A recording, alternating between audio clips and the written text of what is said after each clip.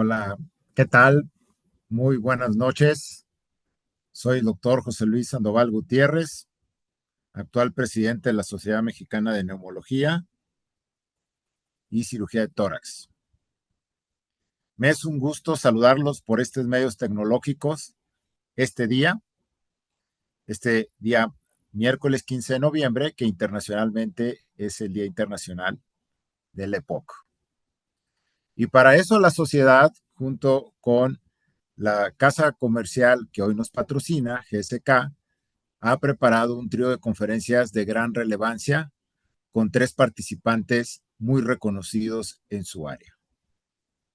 Se va a la siguiente.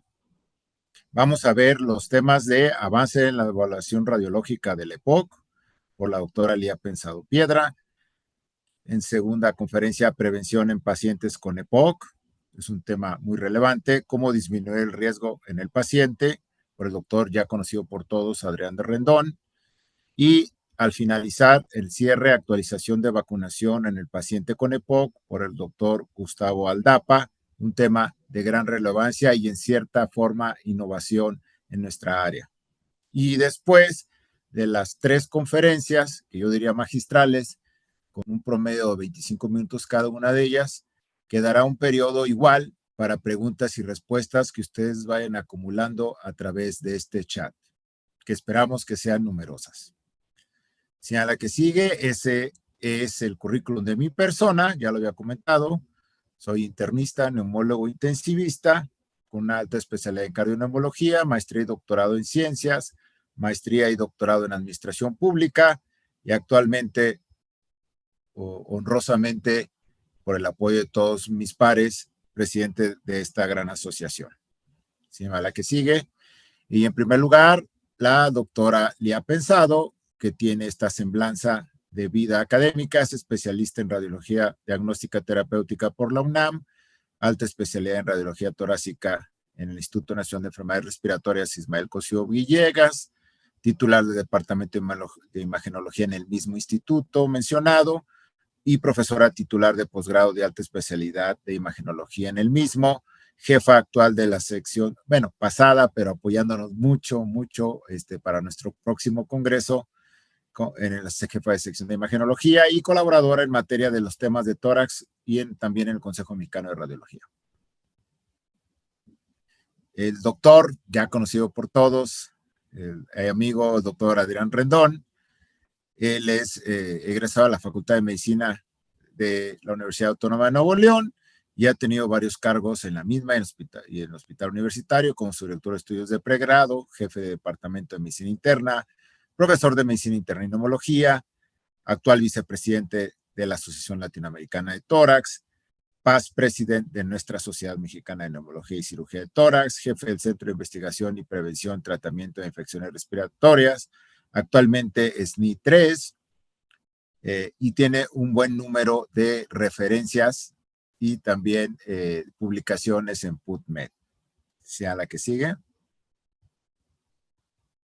Y para cerrar tercia de conferencias, el doctor Gustavo Aldapa, él es químico farmacéutico biólogo de la Universidad Autónoma de Sinaloa, maestro en ciencias con especialidades de biología celular en el CIMBESTAB, doctorado en inmunología de la Escuela Nacional de Ciencias Biológicas, Instituto Politécnico Nacional.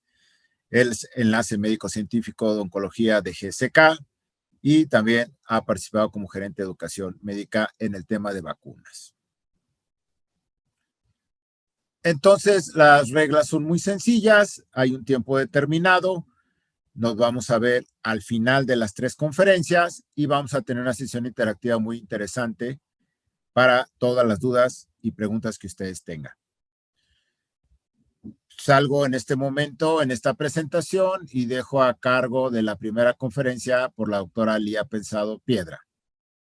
Muchas gracias por su asistencia y su permanencia en este foro de miércoles sobre EPOC. Gracias. Hola, buenas noches. Se escucha muy bien, supongo. Bueno, muchas gracias al doctor Sandoval por la presentación y muchas gracias a la sociedad por la invitación a esta semana nacional del EPOC. Es para mí un gusto hablarles de este tema, de la evaluación radiológica del EPOC. Es un tema que se ha convertido en un reto para el radiólogo, ya que son técnicas nuevas relativamente, sin embargo, que representan un reto técnico y tanto para nosotros como para los neumólogos. Sin embargo, la intención de esta plática es introducirlos un poco a la utilidad de estas pruebas y animarlos a que pues empiecen a solicitar más. Intenté hacerla lo menos técnica posible porque sé que a veces algunos términos radiológicos pueden ser complejos incluso para nosotros, entonces para que sea más fácil de asimilar esta información.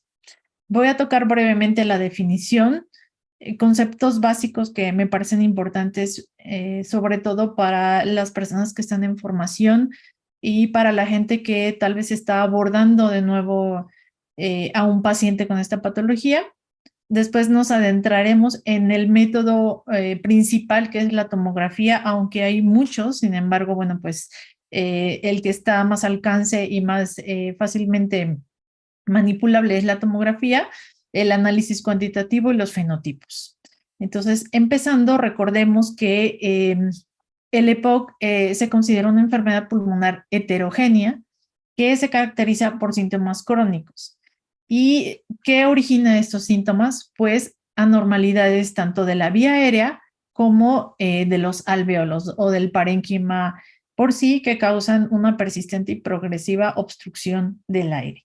Teniendo en cuenta esto, vamos a saber que, bueno, pues las manifestaciones radiológicas son o pueden ser muchísimas. He querido traer estos ejemplos porque es muy importante que desde el inicio, yo sé que la radiología convencional no es el método ideal para hacer diagnóstico de EPOC, sin embargo, nos ofrece signos indirectos y directos de las alteraciones que pueden estar ocurriendo. ¿Por qué no es ideal que nosotros evaluemos o abordemos de manera frecuente a estos pacientes? Porque la sensibilidad y la especificidad son extremadamente bajas para detección de esta enfermedad. Sin embargo, es útil cuando empezamos a evaluar un paciente para descartar otras condiciones anormales que se manifiesten de la misma manera. Y estoy hablando de enfermedades intersticiales, alteraciones cardiovasculares, incluso masas o afectaciones pleurales que tal vez podrían darnos sintomatología parecida. Y en un paciente que ya está diagnosticado con EPOC, es útil para evaluar episodios de exacerbación, por ejemplo, sin tener que llegar a métodos más evolucionados como la tomografía. En esta imagen que les puse, nosotros podemos ver una radiografía de un paciente sano. Los datos indirectos o directos pues se van a evaluar en el aumento de la radiopacidad, el abombamiento del hemidiafragma y en contraparte con lo que nosotros vemos del lado derecho de su pantalla, que es una paciente con datos francos en este caso de enfisema y por lo tanto de EPOC, probablemente ven cómo es diametralmente distinta. Hay aplanamiento de los hemidiafragmas, hay aumento de la lucidez del parénquima pulmonar, incremento del espacio intercostal, etc. Y este caso lo quise poner porque me parece importante. Si nosotros solapamos esta imagen con la previa, pues a lo mejor podríamos notar ciertas diferencias. Sin embargo, los hallazgos son muy sutiles y tal vez en manos de alguien que está iniciando a diagnosticar pacientes o que está en formación pueda ser un reto solo basarse en una radiografía simple. A la hora de contraponer la tomografía de este paciente, vean el extenso daño parenquimatoso que nos revela la tomografía. Entonces, siempre es importante que, si bien la placa de tórax es el estudio inicial, si hay síntomas clínicos, a pesar de que nos parezca una radiografía normal, siempre debemos de avanzar al siguiente nivel, que en este caso sería la tomografía. Entrando en materia de la tomografía, Me voy a ir directo a lo que nosotros conocemos como la tomografía cuantitativa. ¿Para qué nos va a servir este tipo de estudio?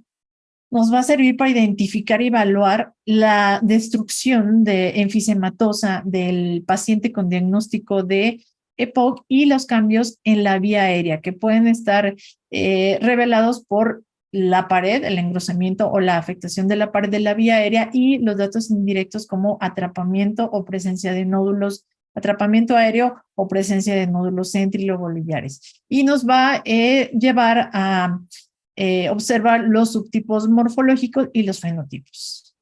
Tenemos tres grandes, subtipos de EPOC o manifestaciones tomográficas del EPOC. Estas imágenes son para demostrar cuáles son. En la primera de la izquierda tenemos uno predominantemente enfisematoso.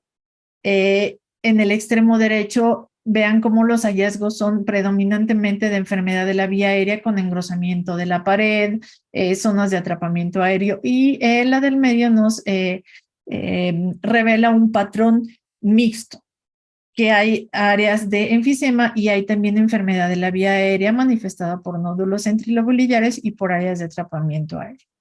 En el 2015, la sociedad Fleisner sacó este documento en el cual nos explicaba cuáles eran, o el objetivo era caracterizar los tipos o los subtipos del EPOC. Se los voy a mostrar uno por uno rápidamente para que podamos entender de lo que hablamos en cuestión de imágenes. Esta es una imagen de un parénquima normal y se determinó que el punto de corte de las densidades es de menos 770 hasta menos 875 unidades por fiel en un parénquima normal. Y los puntos de corte, tanto para el enfisema es de 950 unidades Hounsfield, es decir, más negro que lo normal, si se dan cuenta va para arriba en relación al parénquima sano, y menos 856 si hablamos de la fase expiratoria.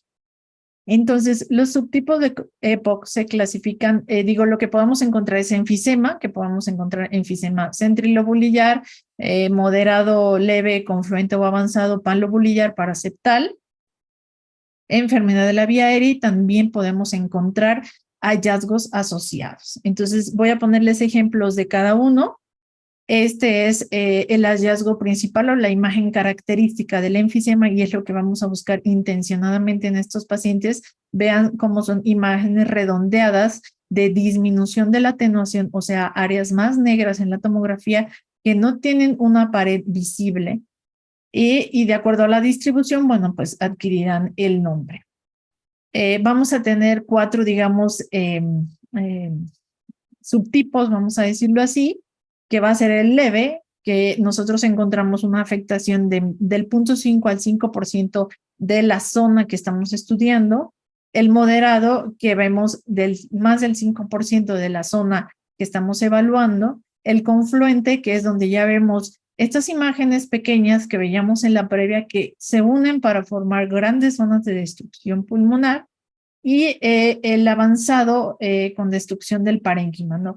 Que vamos a ver a diferencia de los otros, que va a haber distorsión de la arquitectura pulmonar. El panlobulillar, pues lo encontramos principalmente en pacientes jóvenes que están asociados a la deficiencia de alfa-1 antitripsina y la distribución característica es en los lóbulos inferiores. Este es otro ejemplo, vean la extensa destrucción del parénquima pulmonar, prácticamente el parénquima sano es mínimo de este paciente y vemos cómo estas áreas de enfisema confluyen para formar otras de mayor tamaño, prácticamente no hay estructuras vasculares en el interior de ellas. Y el enfisema paraseptal, que en realidad lo que va a dividirlo entre leve o sustancial es el tamaño de estos espacios de aspecto quístico, que van a ser o menores o mayores de 1 centímetro. Sin embargo, la distribución la vemos en los dos de en la misma zona, ¿no?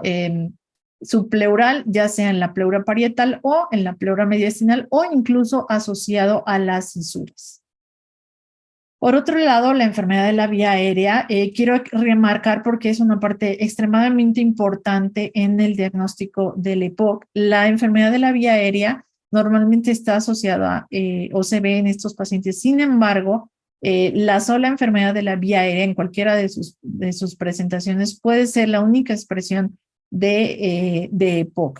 La vamos a ver como este caso, como afectación bronquial que se revela como un engrosamiento regular o irregular de la pared de la vía aérea. Vean cómo estas paredes son extremadamente visibles y también hay áreas de vitro ilustrado asociadas. Y este caso es una de las imágenes que les presentaba al principio.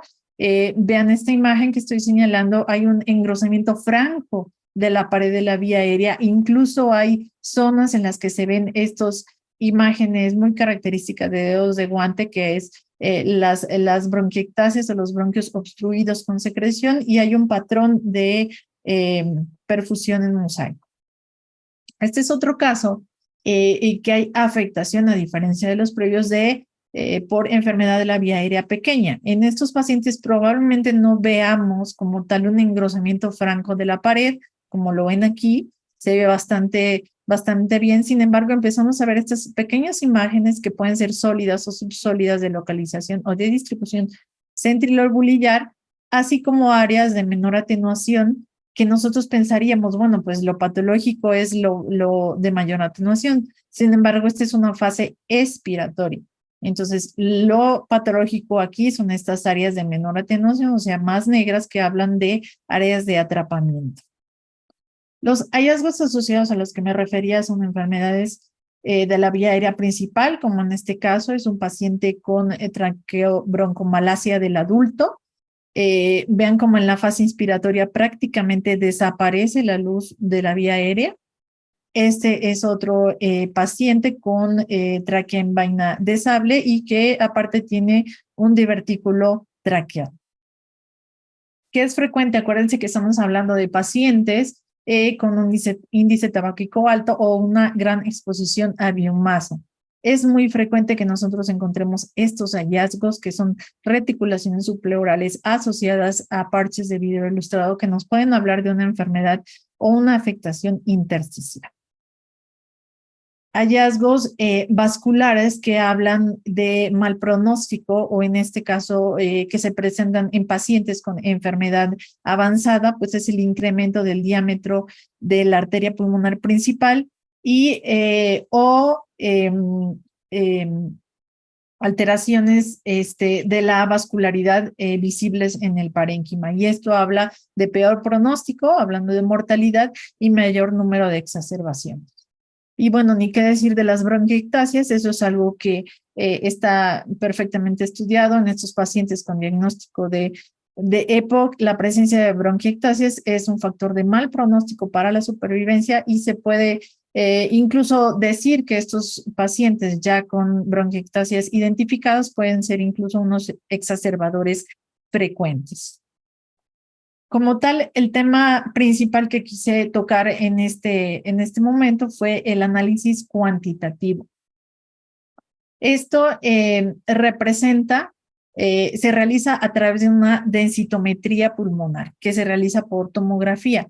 ¿Qué hace este tipo de análisis? Evalúa la densidad del pulmón y nos sirve para, a través de los rayos X, evaluar no solo la densidad baja, es decir, espacios quísticos, ya sea enfisema, ya sea enfermedad quística, ya sea enfermedad bulosa, como áreas de aumento de la atenuación, cicatrices, enfermedad intersticial, atelectasias, etc. Simplemente evalúa la densidad del pulmón, pero puede incluso convertirse en un biomarcador. Nos ayuda en la comprensión, diagnóstico, seguimiento e incluso en la evaluación de la respuesta al tratamiento. ¿Por qué debemos de sustituirlo? Bueno, estas técnicas actualmente son altamente reproducibles. Hay incluso software que son gratuitos. El análisis computarizado que les voy a mostrar más adelante se hace de manera rápida el análisis superficial de la densidad pulmonar. y creo que es muy valioso y que podría estar al alcance de, no estoy hablando de solo los radiólogos porque representa un reto para nosotros.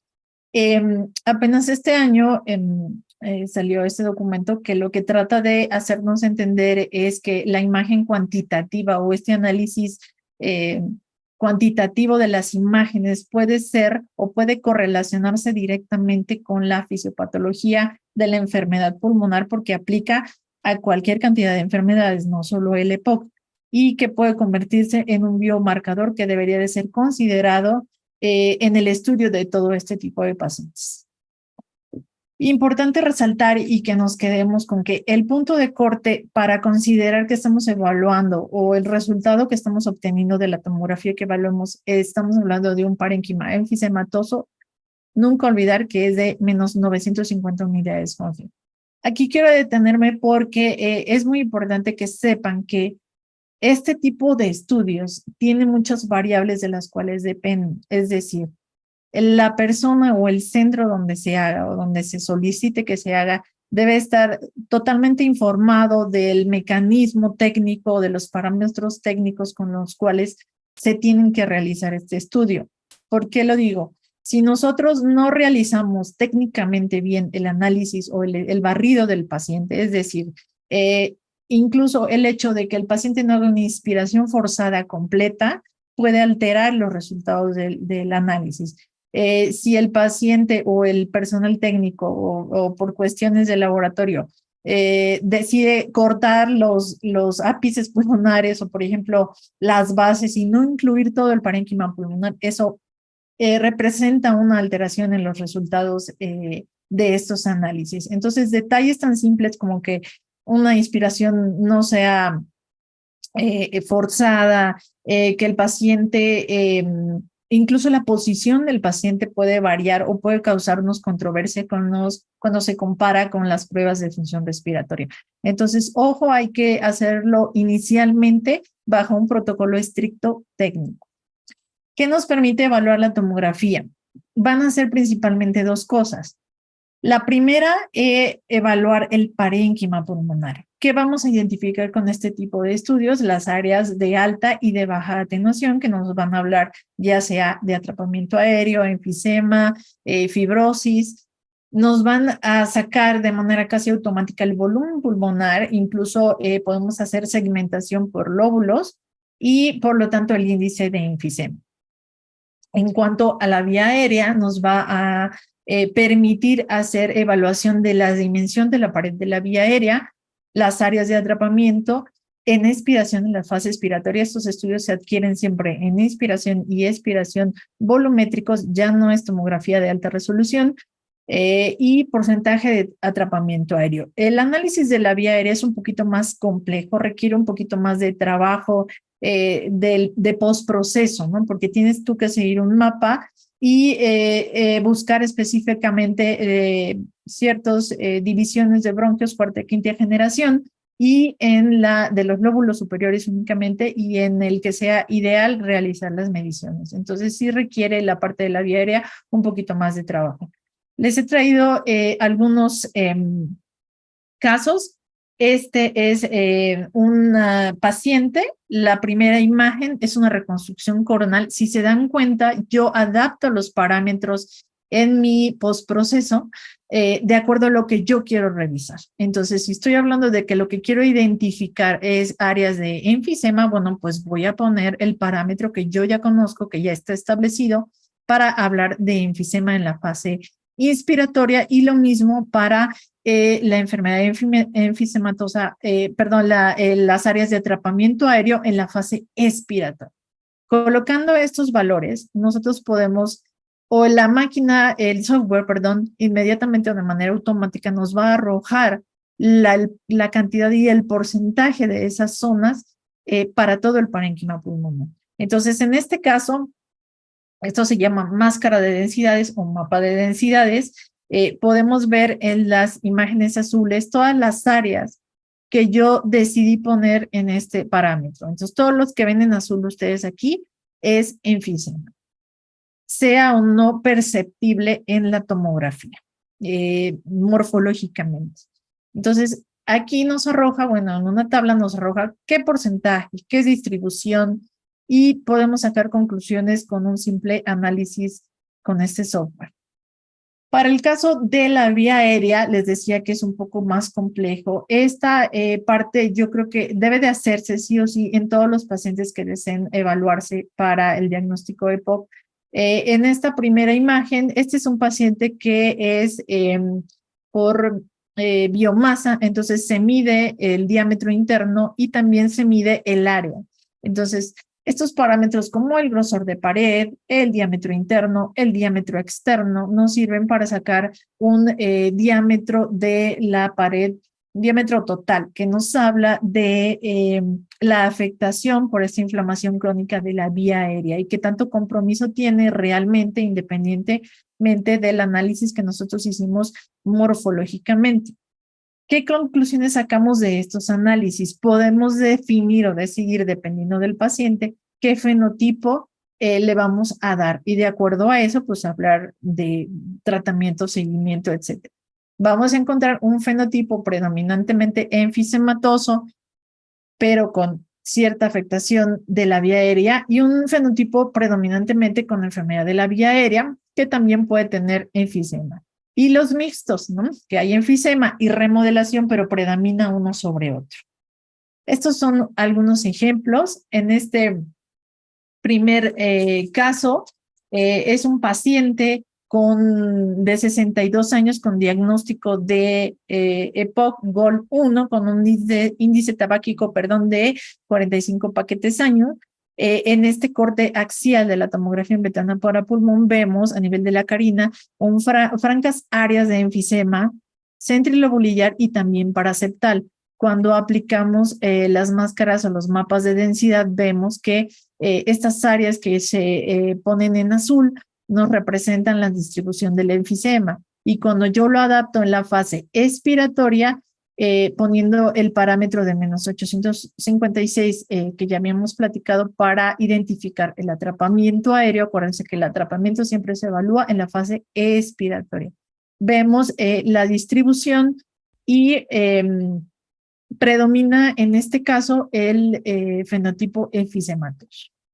A diferencia del anterior, esta es una mujer con exposición a humo de leña con diagnóstico de EPOC GOL3, pero que tiene un fenotipo predominante de la vía aérea y los cambios sí son evidentes. Vean cómo, a diferencia del previo, estas áreas de disminución de la atenuación son de distribución en parches o de mosaico, y vean esta irregularidad de la vía aérea. Estos son zonas de atrapamiento aéreo que si lo transpolamos a la evaluación al mapa de densidades, vemos la extensión del daño o de las áreas de atrapamiento aéreo en este caso.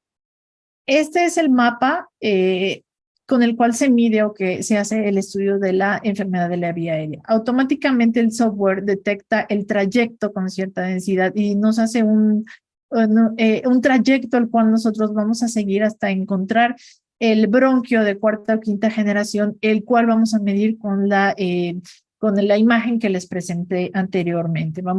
De hecho, cuando el paciente lo permite, el software hace la medición prácticamente automática, hace la medición del área interna, del grosor de la pared.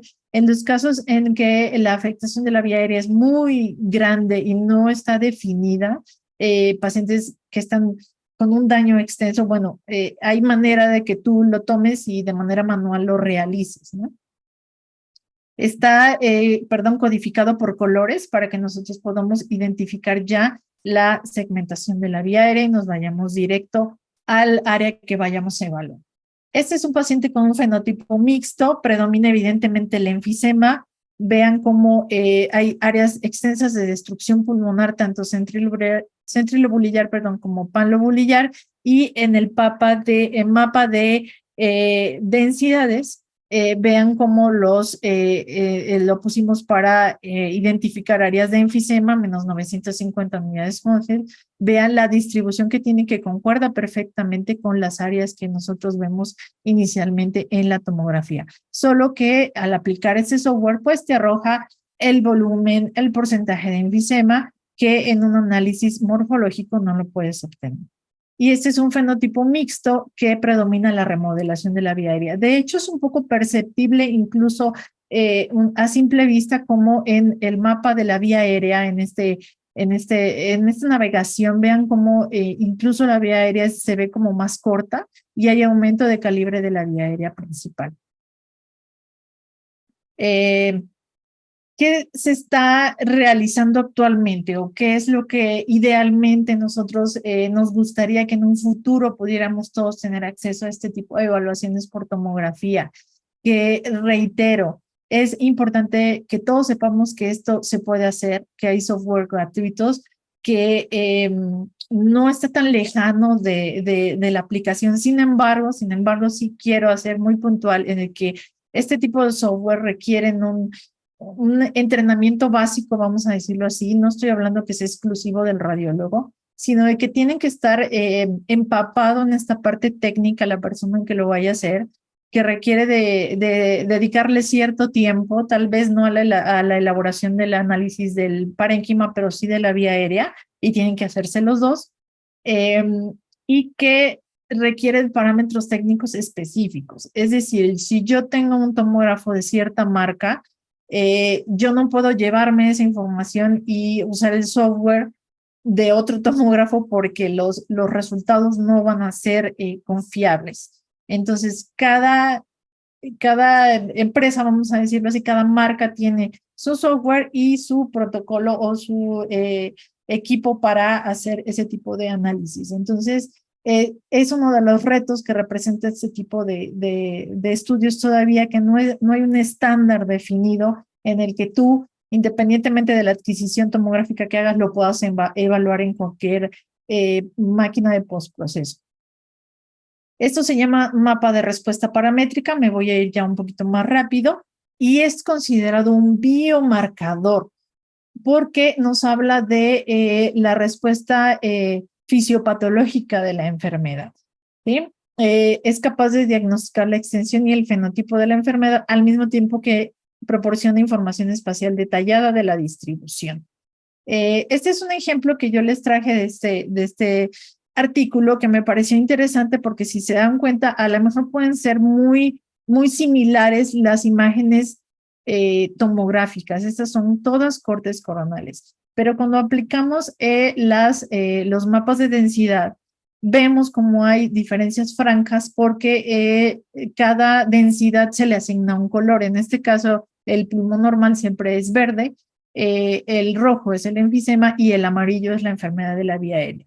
Entonces, si se dan cuenta en esta tablita, que evidentemente ustedes son más expertos que yo, la FEV1 está prácticamente igual o muy cercana en los pacientes B y C, pero si me voy al porcentaje de enfisema, el paciente que es C es infinitamente superior el daño causado por el enfisema en comparación a la vía aérea, ¿no? Entonces, bueno, ahí hay una discordancia entre los resultados que nosotros vemos tal vez de pruebas funcionales respiratorias y la tomografía.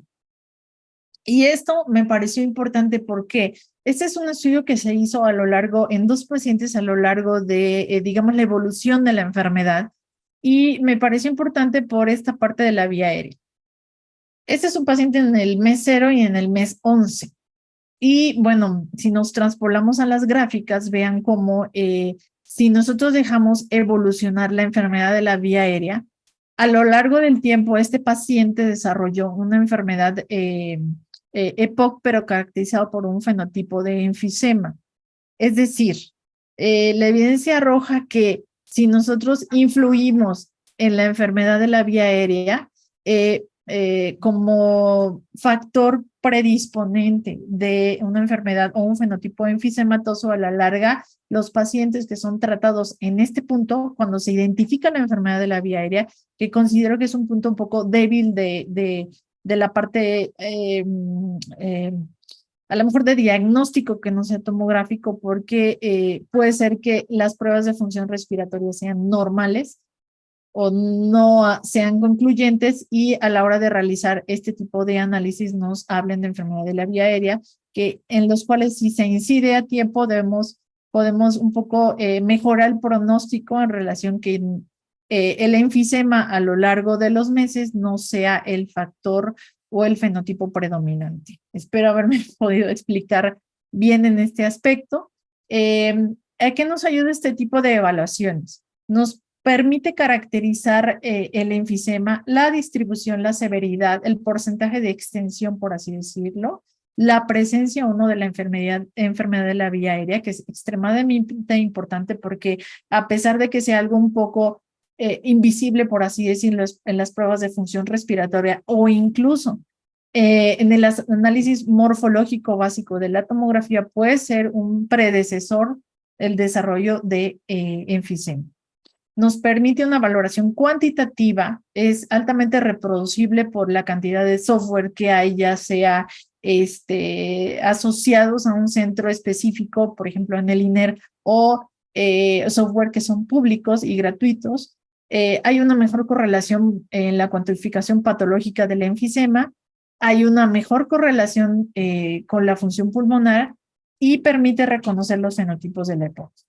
¿Cuáles son los principales desafíos en el desarrollo y aplicación de las imágenes cuantitativas? Bueno, pues esto, ¿no? Que necesita estar estandarizado, necesita que todas las plataformas y equipos, por así decirlo, sean compatibles y pues hay una franca falta de estándares de oro derivado de estas partes de que implica radiación ionizante, el análisis que tal vez no está tan a la mano o es tan conocido por radiólogos y clínicos y que se necesita validar el resultado de las imágenes de tomografía con las pruebas de función respiratoria y las historias clínicas. Entonces creo que es un momento importante para empezar a trabajar en esta parte de hacer estudios de mayor número de pacientes, cortes más grandes, para realmente demostrar la utilidad de estos análisis.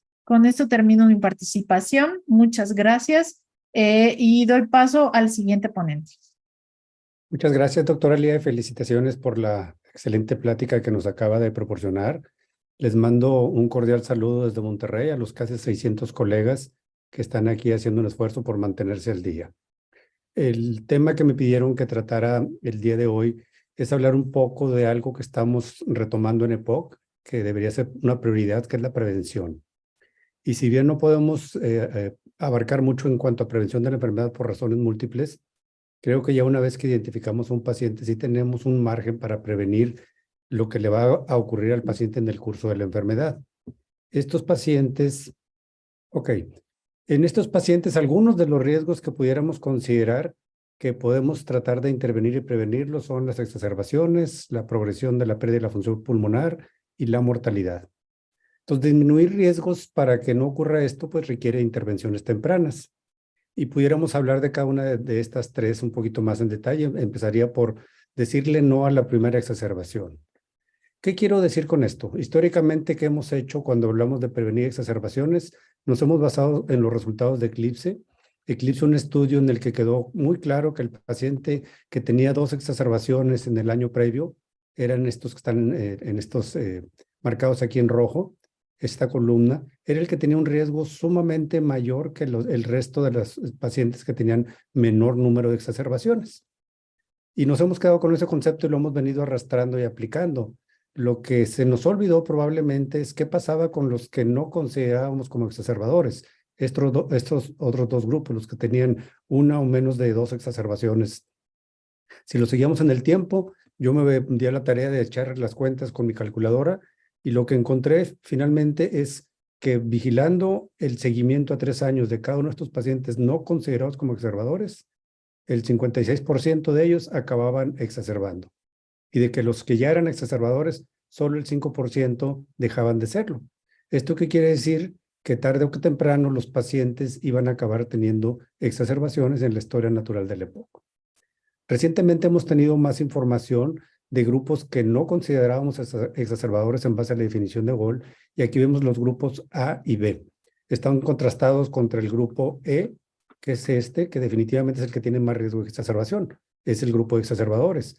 Pero los A y los B, que son considerados no exacerbadores, fueron divididos en los que no habían tenido ninguna exacerbación, como A y B, y los que habían tenido una exacerbación únicamente, como A1 y B1.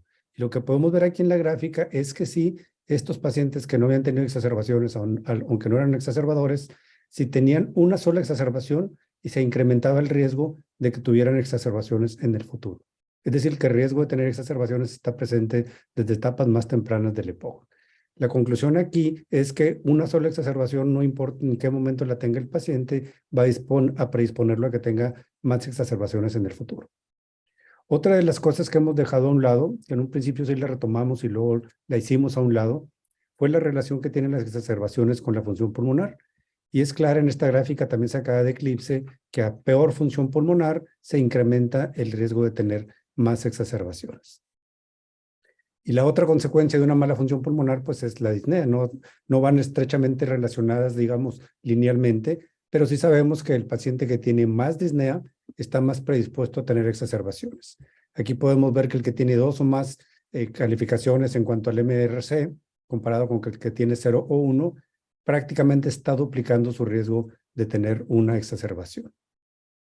Otro de los parámetros que, si se fijan, la información no es nueva, ya tiene buen rato de estar ahí, hasta últimamente se ha retomado, es el paciente que tiene el fenotipo de bronquítico crónico, el que tose frecuentemente y tiene producción de expectoración. Estos pacientes, comparados contra los que no son bronquíticos crónicos, también tienen un riesgo doble de tener exacerbaciones en el futuro. Este análisis es un estudio reciente en el que aquí, si se fijan, ponen en la columna básicamente lo que hemos hablado: disnea, función pulmonar, calidad de vida, le agregan reflujo gastroesofágico y hacen diferentes scores. A final de cuentas, cada uno de estos parámetros de manera independiente incrementa el riesgo de tener exacerbaciones, pero cuando yo hago un score y lo sumo, potencio muchísimo el riesgo de tener exacerbaciones. Entonces, no solo importa el tener un factor aislado, sino que el combinar varios de ellos pone a mi paciente en un riesgo incrementado de tener exacerbaciones en el futuro. Entonces, pudiéramos resumir que el riesgo de incrementado para una exacerbación incluye exacerbaciones previas definitivamente, pero también la baja función pulmonar, disnea severa, la presencia de bronquitis crónica y de reflujo gastroesofágico. Esta gráfica es muy conocida por todos nosotros. En el eje horizontal viene la frecuencia de las exacerbaciones en cuanto al tiempo y vemos que a medida que tenemos una exacerbación cada vez están más cerquitas. Lo que a veces no consideramos en esto es el riesgo. No solo están más cerca, sino el riesgo de que tengamos la siguiente se incrementa sustantivamente. Y ahorita, ¿qué es lo que estamos haciendo para prevenir exacerbaciones? Nos estamos esperando que el paciente tenga la segunda exacerbación para en ese momento intervenir. De acuerdo a lo que nos dice Gol en su nueva clasificación de los grupos A, B y E, que yo los entiendo de esta manera: el A de asintomáticos, entre comillas, el B de disneicos y la D de exacerbadores. ¿Qué nos recomienda tratar a estos pacientes? Bueno, en el paciente exacerbador es donde estamos considerando que vamos a intervenir para prevenir exacerbaciones, mientras que en este grupo lo que vamos a tratar es la disnea. Y tenemos 2 opciones: usar doble terapia o triple terapia, en la que añadimos los esteroides inhalados. Lo que deberíamos considerar, yo creo, en un futuro es, si queremos prevenir exacerbaciones, deberíamos ir a prevenir la primera, no esperar a que nuestro paciente se deteriore. Sabemos que cuando tienen una exacerbación, si sobreviven a ella, quedan con peor función pulmonar, tardan tiempo en recuperarse, peor calidad de vida, mayor riesgo de una siguiente exacerbación. Entonces deberíamos tratar de ir de manera más temprana. Ahora, si yo tengo a mi paciente en doble terapia porque es un no exacerbador B, o es un paciente que tiene una cantidad de eosinófilos abajo de 300 en el E y le estoy dando doble terapia, fíjense cómo el 40 o 50% de ellos, a pesar de estar en doble terapia, van a acabar teniendo exacerbaciones de cualquier tipo, incluyendo exacerbaciones severas. O sea que no es suficiente que estén con doble terapia para que estén protegidos al máximo en cuanto a tener exacerbaciones. El tema de tratamiento temprano, pues es difícil identificar una definición clara, porque va a depender qué realmente es lo que queremos hacer y qué es lo que vamos a hacer. Voy a platicarles algo de información reciente que hemos tenido oportunidad de analizar, en alguna de ellas de participar. Este estudio lo que trataron de hacer es tratar de ver cuál es el mejor momento de iniciar triple terapia: doble broncodilatador más esteroide inhalados. Y aquí lo que hicieron en este estudio es, ¿lo hago empezando o lo hago al final del día?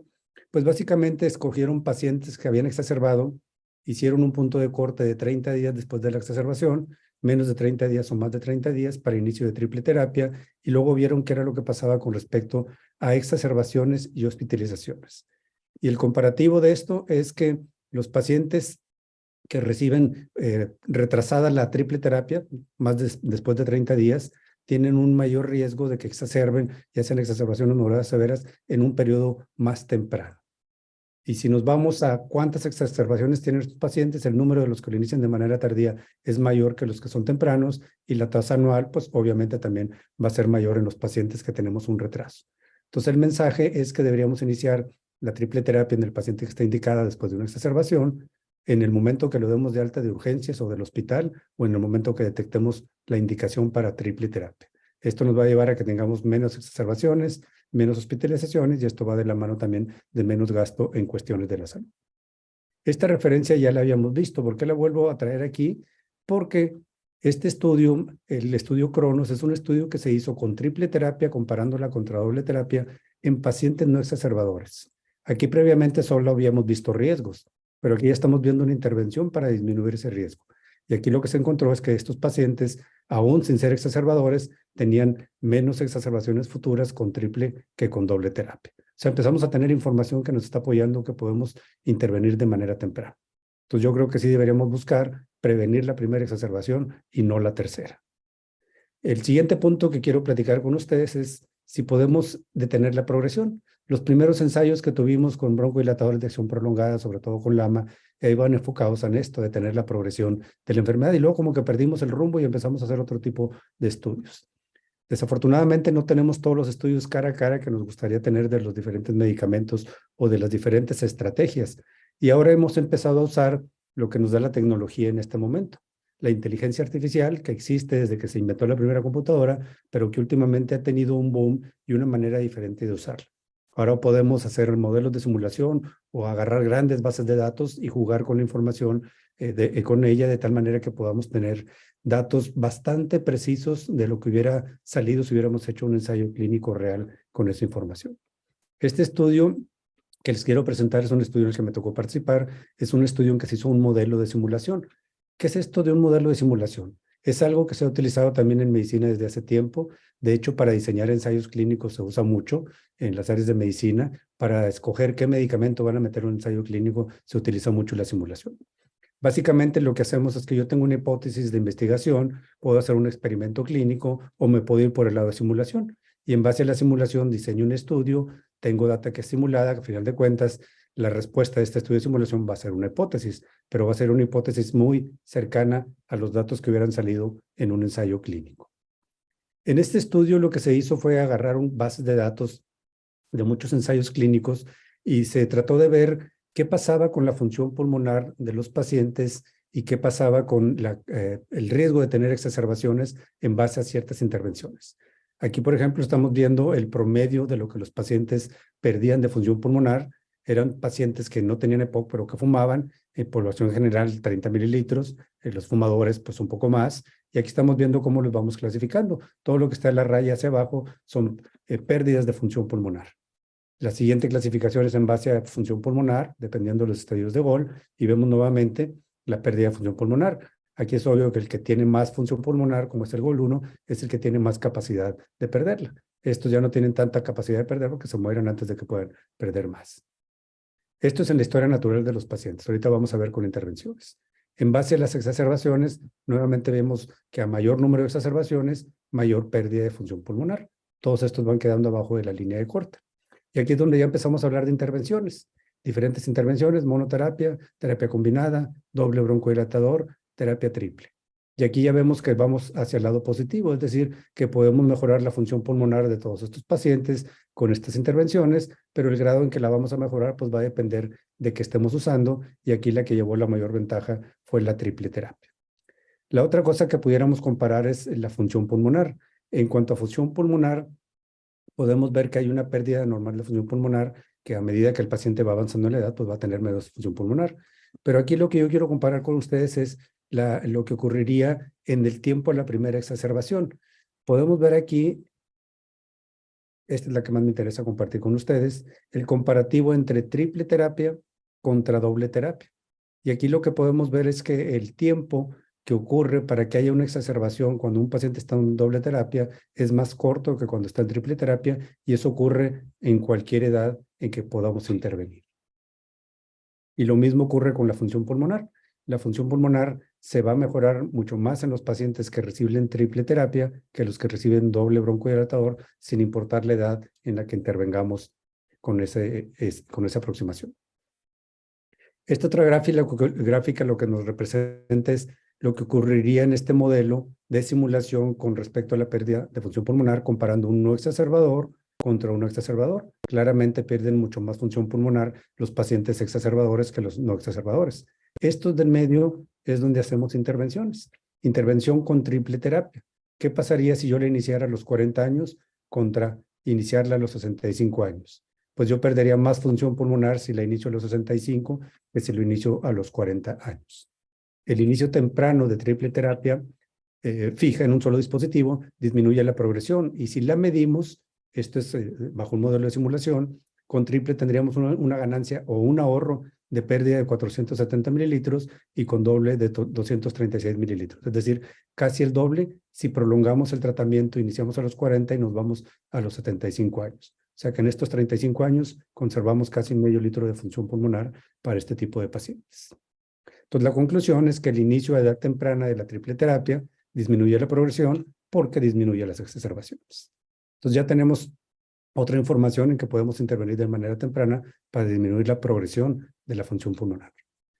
Pérdida de función pulmonar. ¿Qué hay con respecto a la mortalidad?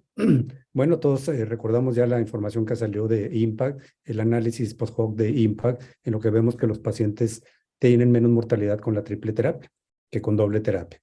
Sabemos bien que este estudio no fue diseñado para medir mortalidad, pero la señal es clara ahí, y en otro estudio posterior con otra triple terapia diferente volvió a salir la misma señal, y ahora sí estamos poniendo mucha atención a que probablemente sí podemos inferir en que los pacientes tengan menor mortalidad, que se mueran menos o tarden más tiempo en morir con la triple terapia. Y siempre sale el ruido de la neumonía si damos esteroides inhalados, que ahora solo los damos en triple terapia, con doble broncodilatador. Y aquí lo que tenemos que considerar es cuál es el riesgo de que tenga neumonía un paciente, qué impacto tendría esa neumonía, y bueno, poner en la balanza el riesgo-beneficio. Esta gráfica es una gráfica antigua de cuando se hizo TORCH, en el que se comparó el riesgo de exacerbaciones con el riesgo de neumonías. Y desde aquel entonces era muy clara la diferencia, que el riesgo de tener exacerbaciones era mucho mayor que el riesgo de tener una neumonía si usábamos esteroides inhalados. Y luego recientemente, haciendo el mismo análisis con IMPACT, se vuelve a ver lo mismo. Aquí tenemos arriba riesgo de exacerbaciones y acá abajo tenemos riesgo de neumonías. Si lo usamos con doble terapia o si lo usamos con triple terapia, vemos que el riesgo de exacerbaciones lo bajamos con la triple terapia más que con la doble terapia, y el riesgo de neumonía realmente comparado acá es bajo. Si nos vamos al número de pacientes que lo van a padecer, también es relativamente bajo contra los que tendrían exacerbaciones. Este otro análisis que quiero platicar con ustedes es los famosos metaanálisis en red. Nuevamente volvemos al problema de al no tener estudios cara a cara, podemos usar algoritmos que nos permitan comparar estudios que no se hicieron, y no solo no se hicieron, sino que sería imposible hacerlos en el futuro. En estos estudios, habitualmente cuando hacemos estudios cara a cara, comparamos dos medicamentos. Con estos metaanálisis en red podemos comparar 3 o más intervenciones al mismo tiempo y sacar una hipótesis de esas conclusiones. O sea, básicamente del modelo tradicional de comparar A contra B o B contra D, lo que podemos hacer ahora en la actualidad es hacer comparaciones múltiples al mismo tiempo. Y en este estudio lo que se hizo fue comparar triples terapias. También se hizo inclusiones de terapias dobles, terapias triples compuestas en dos dispositivos, y lo que voy a mostrarles a continuación es qué salió de esta información. ¿Qué se midió? Lo que habitualmente medimos en los ensayos clínicos comunes y corrientes: función pulmonar, calidad de vida, disnea, el uso de medicamentos de rescate, la eficacia, la seguridad, también el número de exacerbaciones, el tiempo de la siguiente exacerbación, exacerbaciones severas que llevan a hospitalización, calidad de vida, seguridad, mortalidad, neumonías. Todo esto se hizo. No les voy a presentar todos los resultados porque es muy extenso, pero voy a hacer algunos de los resultados más importantes. En terapia fija contra otro tipo de terapia usando furato de fluticasona, metileno y benterol, con respecto a la función pulmonar, aquí tenemos a los comparadores. Aquí no hubo mucha diferencia si usábamos dos dispositivos, fue casi semejante, pero si usamos otro tipo de medicamentos, otras sales, esto estuvo a favor de la combinación de umeclidina, bilanterol y fluticasona. Estos números que vemos a la derecha no es el valor de P. El mejor valor sería 1. Entre más cerca esté de 1 el valor, significa que la diferencia fue máxima. Es decir, que aquí esto es el valor de 1 de referencia y la diferencia aquí fueron casi 50 puntos. Es un margen muy amplio. Aquí la diferencia fueron 12 puntos, pues el margen es pequeño. Entonces es un número también que tenemos que empezar a entender porque va a salir mucho en este tipo de estudios, el P-score. Y con respecto a esas observaciones, los resultados fueron semejantes. Fueron a favor de la triple combinación fija en un solo dispositivo contra otras sales y también los valores de diferencia fueron inclusive más marcados. Entonces, la conclusión de este estudio es que la terapia triple fija de fluticasona, umeclidina y bilanterol fue favorable con los otros comparadores que incluyó el estudio. Entonces, podemos decir que también tenemos ahora ya intervenciones que nos pueden ayudar a escoger si queremos disminuir mortalidad, por dónde irnos. Y ya para cerrar, pues tendremos que hablar de los dispositivos, de la gran cantidad que tenemos ya disponibles y la creciente tendencia que tengamos más. Pudiéramos resumir que los medicamentos para EPOC, pues tenemos los medicamentos de acción corta, tenemos terapia triple que podemos armar con varios dispositivos. Básicamente lo que usamos son un LABA más un esteroide inhalado más un anticolinérgico, pero ahora ya tenemos la gran ventaja de que en un solo dispositivo tenemos triple terapia y tenemos de 12 horas, de 24 horas y tenemos dispositivos en aerosol o en polvo. Cada vez está más claro que la tendencia es que usemos un solo dispositivo porque está demostrado que el que usa más de un inhalador para terapias armadas con varios inhaladores tiene más exacerbaciones y tiene más uso de rescates y esto está demostrado desde hace ya tiempo. Entonces pudiéramos tener que decidir nosotros básicamente en la actualidad aquí en México entre 3 opciones de qué darle a nuestro paciente. Y una de las cosas que tendríamos que considerar es el dispositivo que le vamos a dar. ¿Le vamos a dar un aerosol o le vamos a dar un polvo a nuestro paciente? Y hay que recordar los principios que siempre debemos seguir cuando escogemos un inhalador. Es bien importante recordar esto. En estudios un poquito más antiguos, aquí estamos viendo cómo en este periodo de previo al 95, el desconocimiento de las técnicas correctas de uso de un inhalador eran mucho mayores que en la actualidad, pero sigue siendo un gran número de pacientes, no de pacientes, de proveedores de salud que no están capacitados con la técnica correcta de los diferentes inhaladores. Cuando se han hecho encuestas y se le pregunta al que prescribe el medicamento es en qué se basa para decidir qué medicamento y básicamente es en las sales. La gran mayoría de ellos no ponen atención a cuál es el dispositivo que deben usar con el paciente. Estas recomendaciones del ERS nos llaman la atención a que hay que considerar varias situaciones. Que el paciente tenga una técnica de inhalación adecuada y el otro, el flujo inspiratorio. Y el flujo inspiratorio es algo importante porque los dispositivos que usamos, sobre todo los de polvo, pues tienen una resistencia que tenemos que vencer. Entonces los aerosoles, el problema es la coordinación y con los polvos es la resistencia del dispositivo. Y este es el número mágico que se ha utilizado por mucho tiempo, 30 mililitros como punto de corte para decidir qué hacer con mis pacientes. Si el flujo inspiratorio es importante, pues me gustaría medirlo. ¿Qué opciones tengo para medirlo? Hay equipos especiales con lo que podemos hacer, desafortunadamente no están disponibles fácilmente, o a través de la espirometría de manera indirecta, considerar que mi paciente pueda medir yo el flujo pico. Pero recordar, en este estudio usaron de punto de corte 60 mililitros. Lo que importante el mensaje de esta diapositiva es que no hay correlación ni con la función pulmonar ni con la disnea que los pacientes puedan tener para yo predecir si tienen un flujo inspiratorio pico adecuado que me permita usar uno u otro inhalador.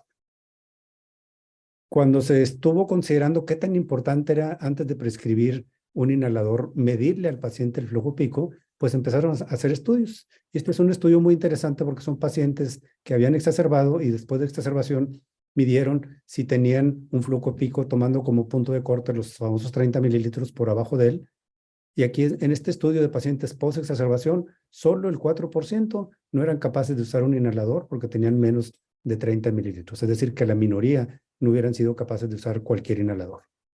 Cuando se han hecho estudios específicos para el IPTA, que su punto mínimo de flujo inspiratorio es 30, el óptimo sería 60, lo que se ha visto aquí es que solo el 1% de los pacientes pudieran usarlo de manera adecuada. Es decir, que todo esto que vemos aquí en blanco serían pacientes que serían capaces de usar, y este es un estudio de vida real. O sea que en teoría la implicación en la vida real de tener miedo de usarlo por un flujo inspiratorio bajo es muy remota.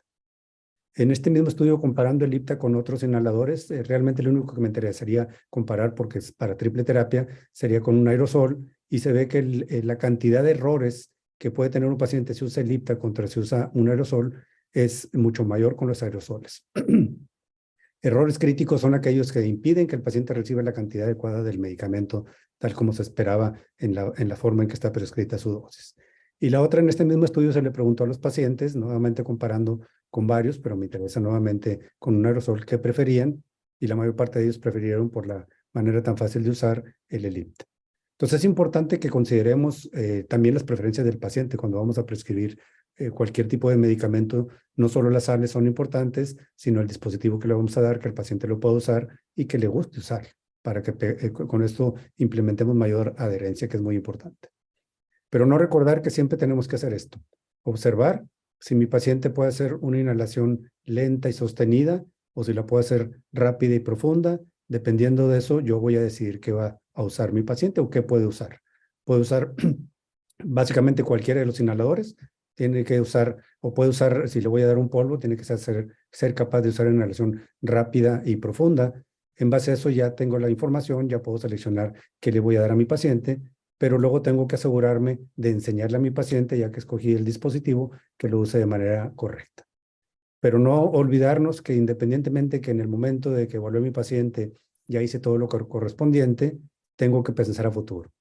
Va a poder coordinar en el futuro las inhalaciones, sabe hacer todo lo que la técnica de cada dispositivo requiere para que sea la correcta.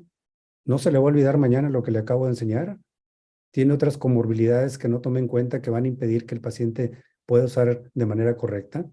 Y la otra, si yo voy a cambiar un dispositivo por otro, pues lo ideal sería que si lo voy a cambiar es porque le voy a dar uno mejor al que estaba usando previamente. Quisiera cerrar aquí haciendo la pregunta de si vamos a estar ya en el punto en que podamos recomendar triple terapia desde el B, en base a la información que les presenté de estos artículos. Pues yo creo que todavía no es el momento, pero cada vez estamos más cerca. Les agradezco mucho su atención. Muchas gracias al doctor Rendón por esta excelente ponencia. Y bueno, en estos últimos 30 minutos quiero compartirles acerca de un tema muy relevante, el cual es la vacunación en el paciente con EPOC. Y bueno, quise enfocar la plática el día de hoy en una infección que causa, o que afecta más bien la calidad de vida en los pacientes con EPOC, que es la infección por el herpes zóster. Bueno, en estos 30 minutos vamos a hablar acerca de las consecuencias de esta infección en el paciente con EPOC, y al final vamos a ahondar acerca de algunos detalles de por qué vacunar a los pacientes con EPOC. Ya lo mencionaba el doctor José Luis, yo soy doctor en inmunología con un enfoque en el desarrollo de vacunas adyuvantes y actualmente me desempeño como gerente de educación médica en vacunas para GSK México. Y bueno, quiero empezar esta charla pues hablando pues, de qué es el herpes zóster. Bueno, el herpes zóster es una enfermedad prevenible por vacunación que es causada por la reactivación del virus de la varicela zóster. Y bueno, aquí sabemos que muchos de nosotros durante nuestra infancia, muchos de nosotros tuvimos expuesto a una primera infección, a una infección primaria por varicela. Y bueno, en este momento, en este punto, los síntomas clínicos de esta infección pues son la aparición de estas vesículas y costras con una clínica denominada como cielo estrellado. Sin embargo, una vez que esta infección primaria se logra resolver, el virus de la varicela zoster tiene la capacidad de permanecer latente en los ganglios nerviosos sensoriales, donde puede permanecer por años hasta que por ciertas circunstancias, como lo son la edad o alguna condición de inmunocompromiso, el virus se puede reactivar, causando la infección que conocemos como herpes zóster. Un dato interesante es que aproximadamente el 99% de los adultos mayores de 40 años pues muestran evidencia serológica de la infección por el virus de la varicela zóster, la cual pues hace a este virus uno de los más comunes dentro de la especie humana. Asimismo, pues 1 de cada 3 estadounidenses pues sufre herpes zóster a lo largo de la vida. Y bueno, la reactivación del virus del herpes zóster o varicela zóster en general es una enfermedad pues dolorosa que puede tener complicaciones serias y duraderas. Sabemos que en esta presentación aguda, el herpes zóster se va a caracterizar por la erupción vesicular unilateral, pues que está acompañada de un dolor que puede llegar a ser caracterizado como insoportable. Algunos de los pacientes lo caracterizaban como el peor dolor inimaginable, como un dolor que quema o como un choque eléctrico. Y bueno, de manera general, estos síntomas se logran resolver entre 3 a 5 semanas. Sin embargo, algunos pacientes pueden presentar complicaciones, como lo son la neuralgia posherpética, la cual se presenta en el 30% de los pacientes que desarrollan herpes zóster. Y bueno, la neuralgia posherpética se define como un dolor neuropático que persiste más de 3 meses después del brote con herpes zóster. Y bueno, esta es una de las complicaciones más comunes en el paciente y bueno, también de las que afectan más la calidad de vida porque el dolor puede persistir, como ya les decía, por meses, incluso años. Otras complicaciones del herpes zóster es el herpes zóster oftálmico, el cual se presenta en el 25% de los pacientes con herpes zóster. Y bueno, esta se caracteriza por la presencia de los dermatomas en la zona del ojo y bueno, en raros casos este puede producir la pérdida de la visión. Finalmente, otras complicaciones del herpes zóster incluyen eventos cardiovasculares, cerebrovasculares, pérdida de la audición, cicatrices y bueno, el compromiso craneal como se ve en esta imagen. Y bueno, estos síntomas y complicaciones pues suelen ser más frecuentes y más prolongados en pacientes inmunocomprometidos. Ahora, ¿cuál es la carga de la enfermedad? ¿Qué tan frecuente es el herpes zóster? Esta vez, muchos de nosotros vivimos con la idea de que esta enfermedad no es tan común. Sin embargo, no es así. Se calcula que la incidencia global del herpes zóster oscila entre 3 a 20 casos por cada 1,000 habitantes. Y bueno, el incremento de estas cifras es directamente proporcional a la edad. Y bueno, tomando como base esta incidencia global, esto se traduciría en México como un esperado de 350,000 casos por año en México, la cual es una cifra despreciable, considerando que es una enfermedad prevenible por vacunación. Y bueno, en general, el riesgo estimado para desarrollar herpes zóster en el transcurso de la vida es de 10 a 20%. Sin embargo, como ya les comentaba, la edad es un factor de riesgo para desarrollar herpes zóster. Y bueno, los casos aquí, conforme la edad, se van aumentando, de tal manera que en las personas mayores de 65 años se superan los 10 casos por cada 1,000 personas al año.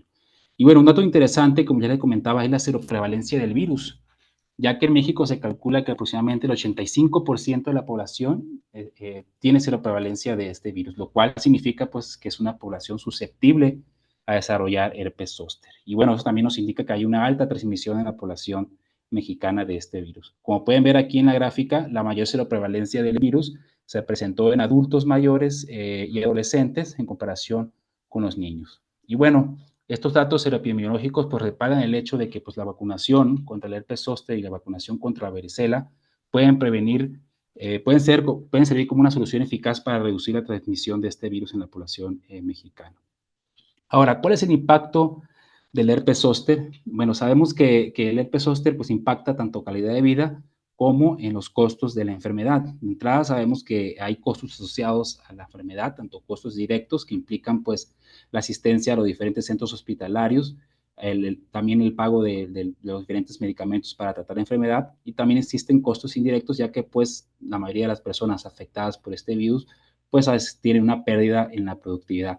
Pero también tenemos impacto en la calidad de vida del paciente, ya que pues este impacta no solo al paciente, sino también a su entorno familiar. Sabemos que 1 de cada 5 pacientes que padecía herpes zóster o neuralgia posherpética se sintió aislado, con una comunicación reducida con respecto a sus amigos y familiares. Y bueno, hasta el 50% de los pacientes con herpes zóster y el 81% de los pacientes con neuralgia reportaron pues consecuencias familiares y círculos sociales. Muchos de los cuidadores pues se referían a los pacientes como atormentados, cansados, envejecidos, cambios de personalidad y pues sí, obviamente la infección por este virus tiene que tener un impacto en la calidad de vida de estas personas. Ahora, con respecto a los factores de riesgo, ¿quién es más susceptible a padecer el herpes zóster?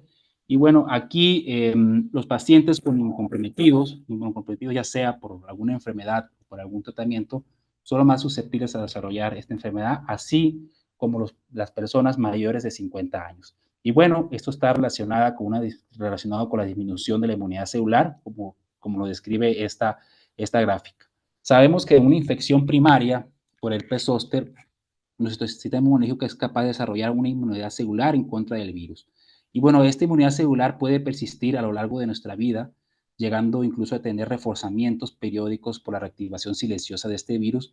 Sin embargo, bajo ciertas condiciones de inmunocompromiso, esta inmunidad celular puede decaer a tal grado que supera el umbral para desarrollar la infección por el herpes zóster. Asimismo, les comentaba que la edad también es un factor importante para desarrollar herpes zóster y esto pues está relacionado con el envejecimiento. Sabemos que cuando envejecemos, el sistema inmune también lo hace en un proceso que denominamos como inmunosenescencia y bueno, ese también está relacionado con la disminución de la inmunidad celular conforme a la vejez, de tal manera que cruzamos el umbral y nos hacemos susceptibles para padecer herpes zóster. Y bueno, además de estas condiciones de inmunocompromiso mayores de 50 años de edad, existen también otras condiciones que pueden incrementar el riesgo de padecer herpes zóster. Y bueno, una de ellas es el EPOC, los cuales tienen un riesgo incrementado del 30% de padecer herpes zóster. Asimismo, también los pacientes con asma, lo cual pues es muy importante, pues ahora que estamos hablando justamente del EPOC. Otras condiciones también que aumentan el riesgo de herpes zóster incluyen la infección por COVID, tener la presencia de una malignidad, el VIH y el SIDA, las enfermedades autoinmunes como la artritis, lupus, enfermedad inflamatoria intestinal, y vean también el uso de esteroides sistémicos. Sabemos que el uso de esteroides sistémicos está relacionado con una disminución del sistema inmune. Y justamente el uso de estos esteroides sistémicos está relacionado hasta 6 veces el mayor riesgo de padecer el herpes zóster. Asimismo, otras enfermedades crónicas como lo son la enfermedad renal crónica y la diabetes también incrementan el riesgo de padecer herpes zóster. Y bien, en esta tabla pues se resumen y nada más quería mostrarle que vieran cómo la mayoría de las comunidades más comunes en los adultos mayores también incrementan el riesgo de padecer herpes zóster. Y ya les comentaba que el EPOC, justamente esta enfermedad crónica, también incrementa el riesgo de herpes zóster en aproximadamente un 40%. Y esto pues sabemos que per se la enfermedad EPOC induce o más bien hace a los pacientes más susceptibles porque sabemos que hay desregulación del sistema inmune en estos pacientes y bueno, también se han asociado con la reactivación del virus. Pero también se ha visto que pues, en estos pacientes, muchas veces que durante las exacerbaciones del EPOC, llegan a consumir pues, esteroides sistémicos y que bueno, esto puede estar también relacionado con un incremento para la presencia del desarrollo del herpes zóster. Vean ustedes aquí en esta tabla ajustada para los pacientes con EPOC, que de entrada yo les decía que tenían ya un 40% de mayor riesgo de padecer herpes zóster. Vean cómo el uso de diferentes dosis de esteroides incrementa este riesgo de padecer el herpes zóster.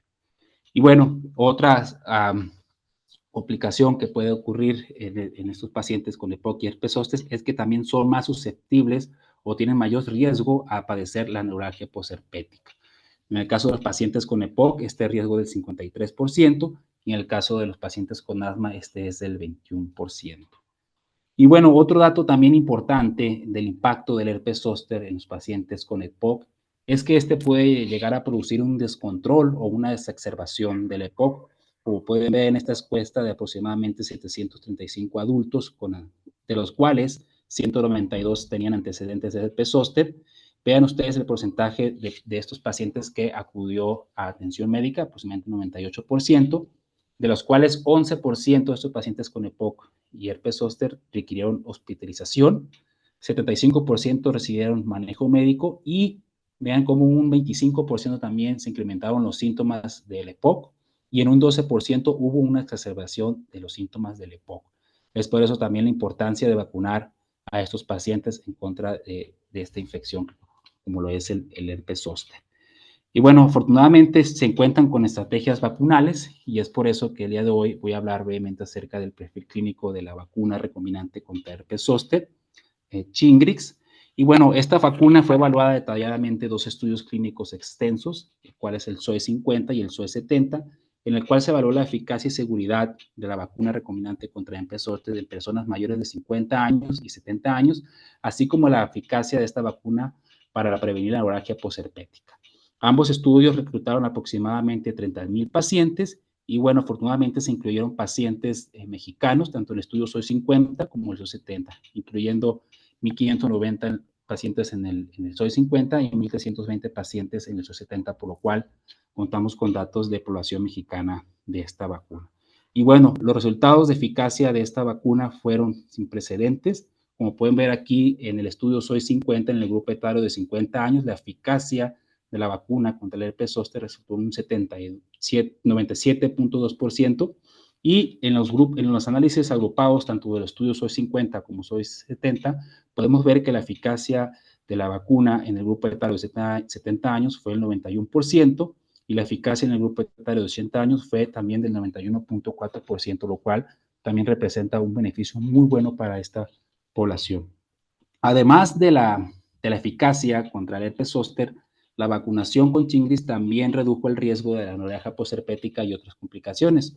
Como podemos ver aquí, la vacunación con Shingrix tuvo una eficacia vacunal frente a la anorexia posherpética en 91% en el caso de los pacientes mayores a 50 años y de 88% en el caso de los pacientes con 70 años.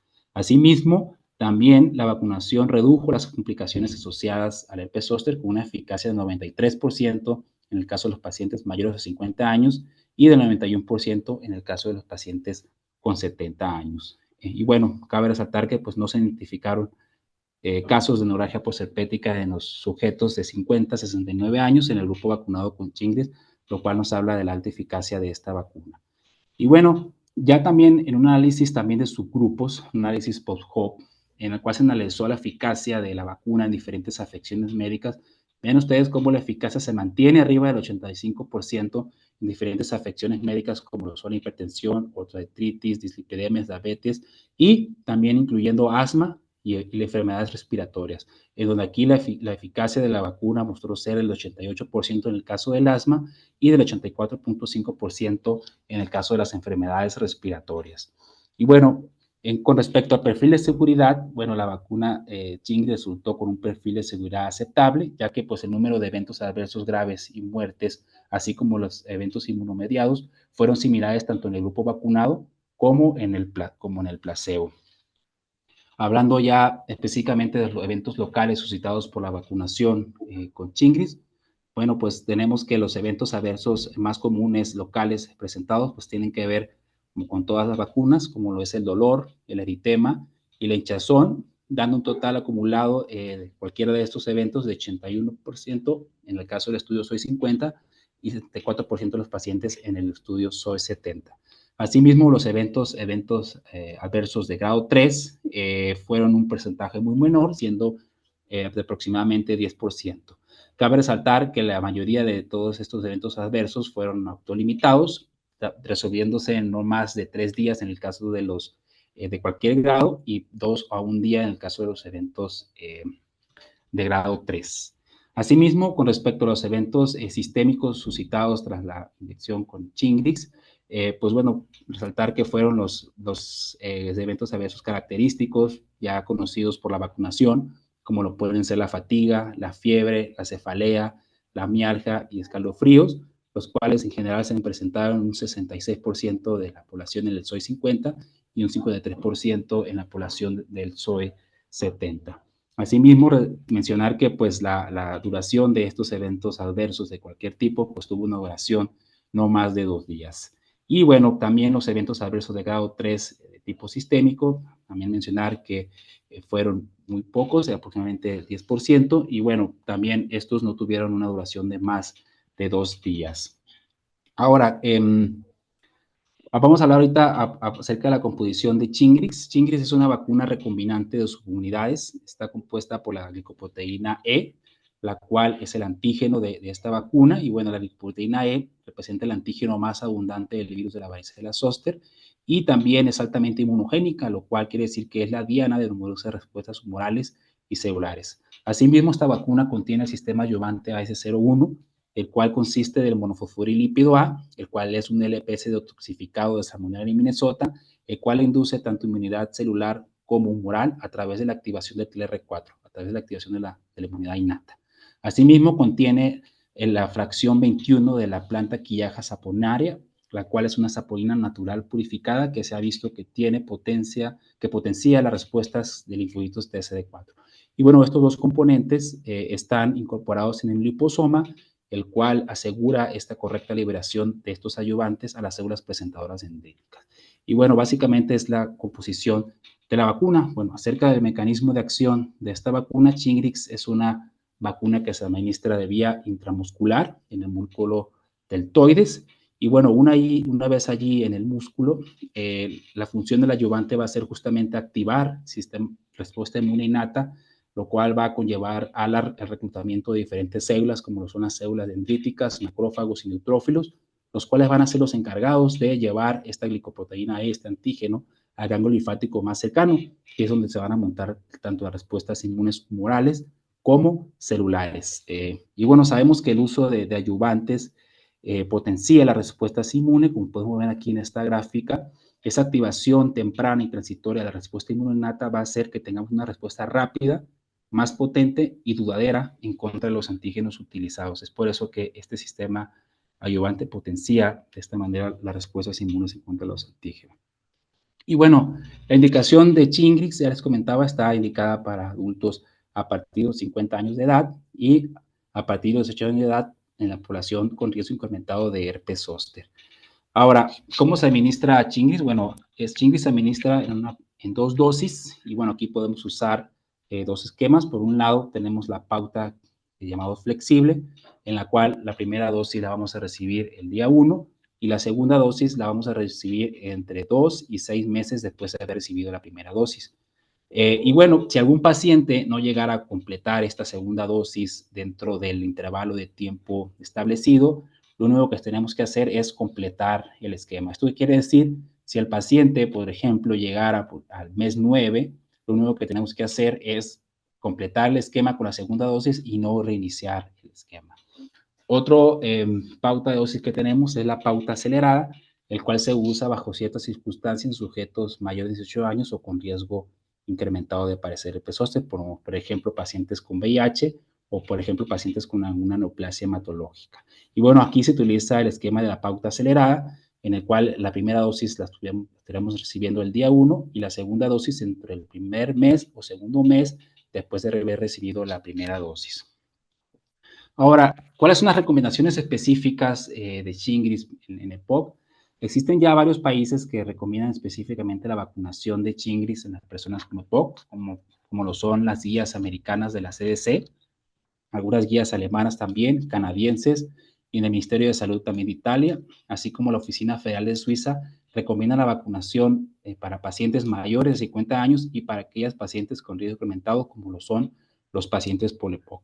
Y también deje de mencionarles que el día de hoy tuve el honor de leer que ya en los lineamientos nacionales para el manejo de las enfermedades respiratorias crónicas y en el primer nivel de atención del sector salud en México, ya se incluye la vacunación contra herpes zóster para estos pacientes con EPOC.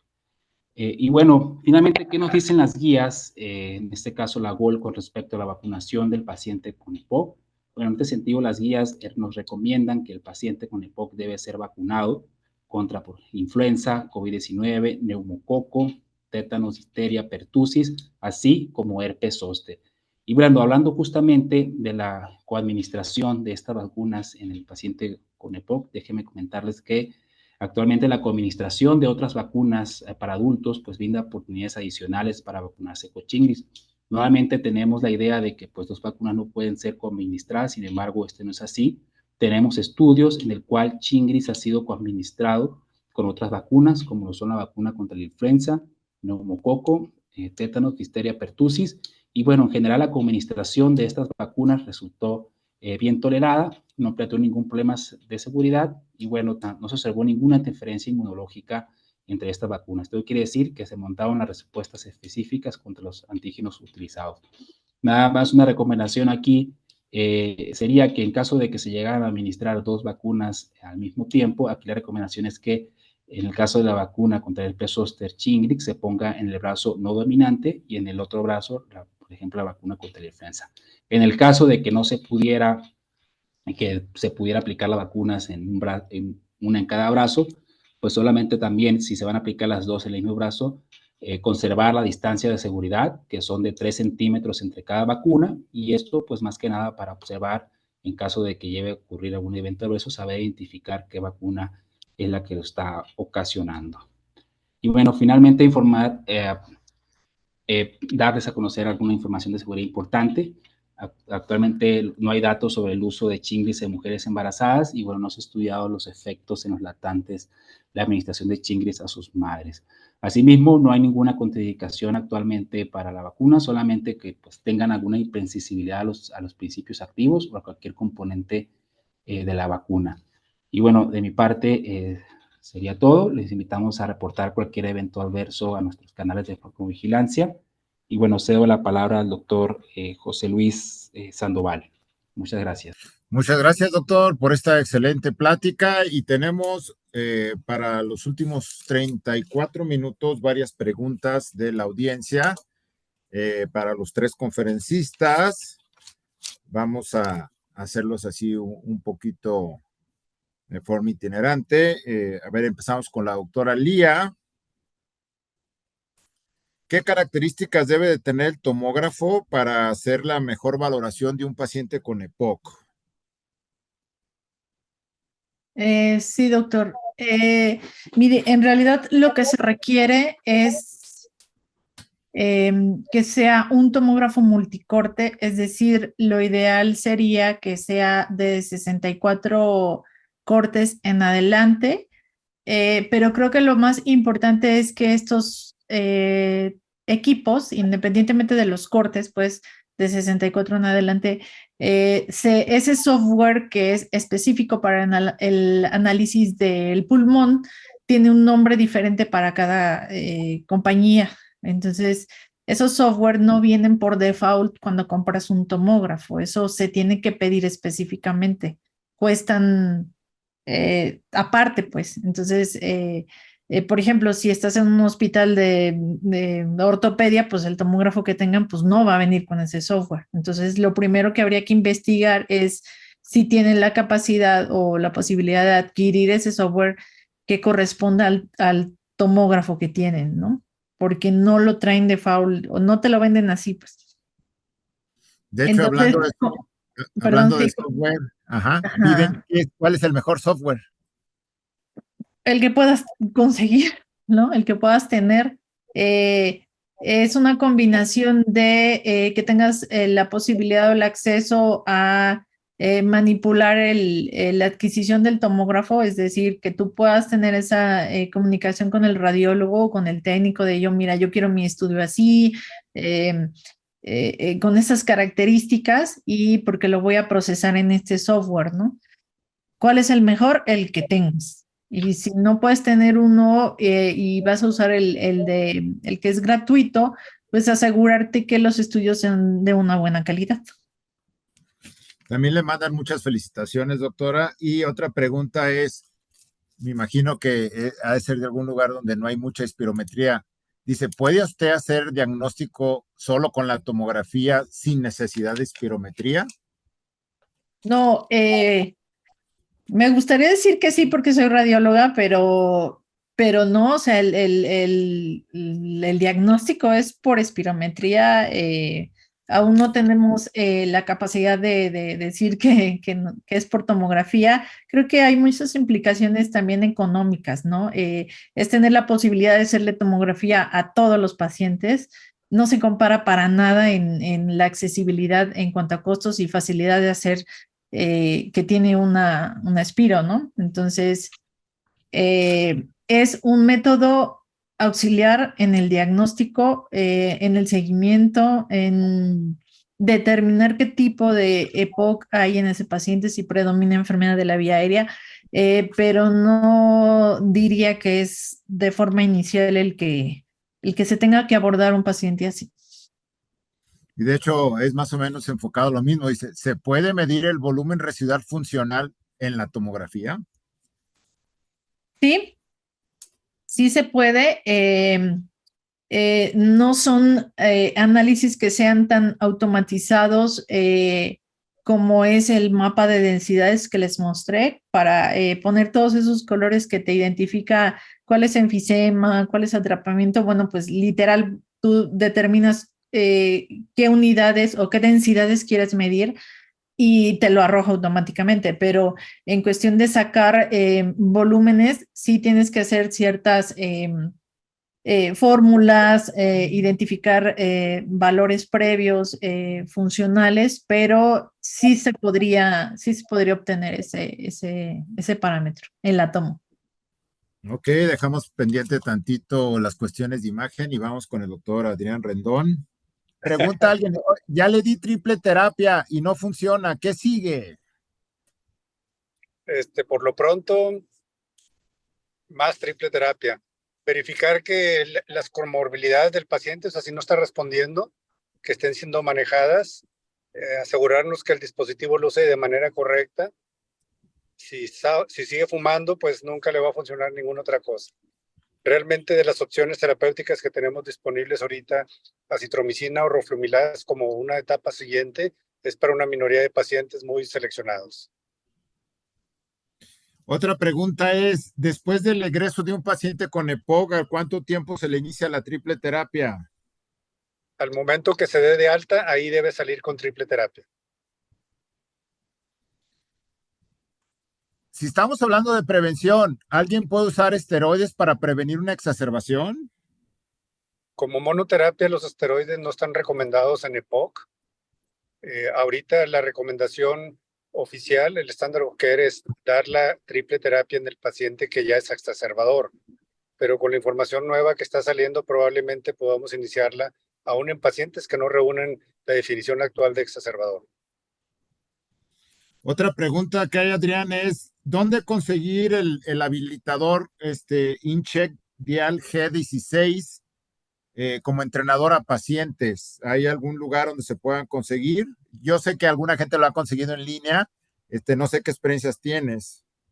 Sí, probablemente a través de pedirlo en línea sería la manera más sencilla. En México no conozco ningún distribuidor.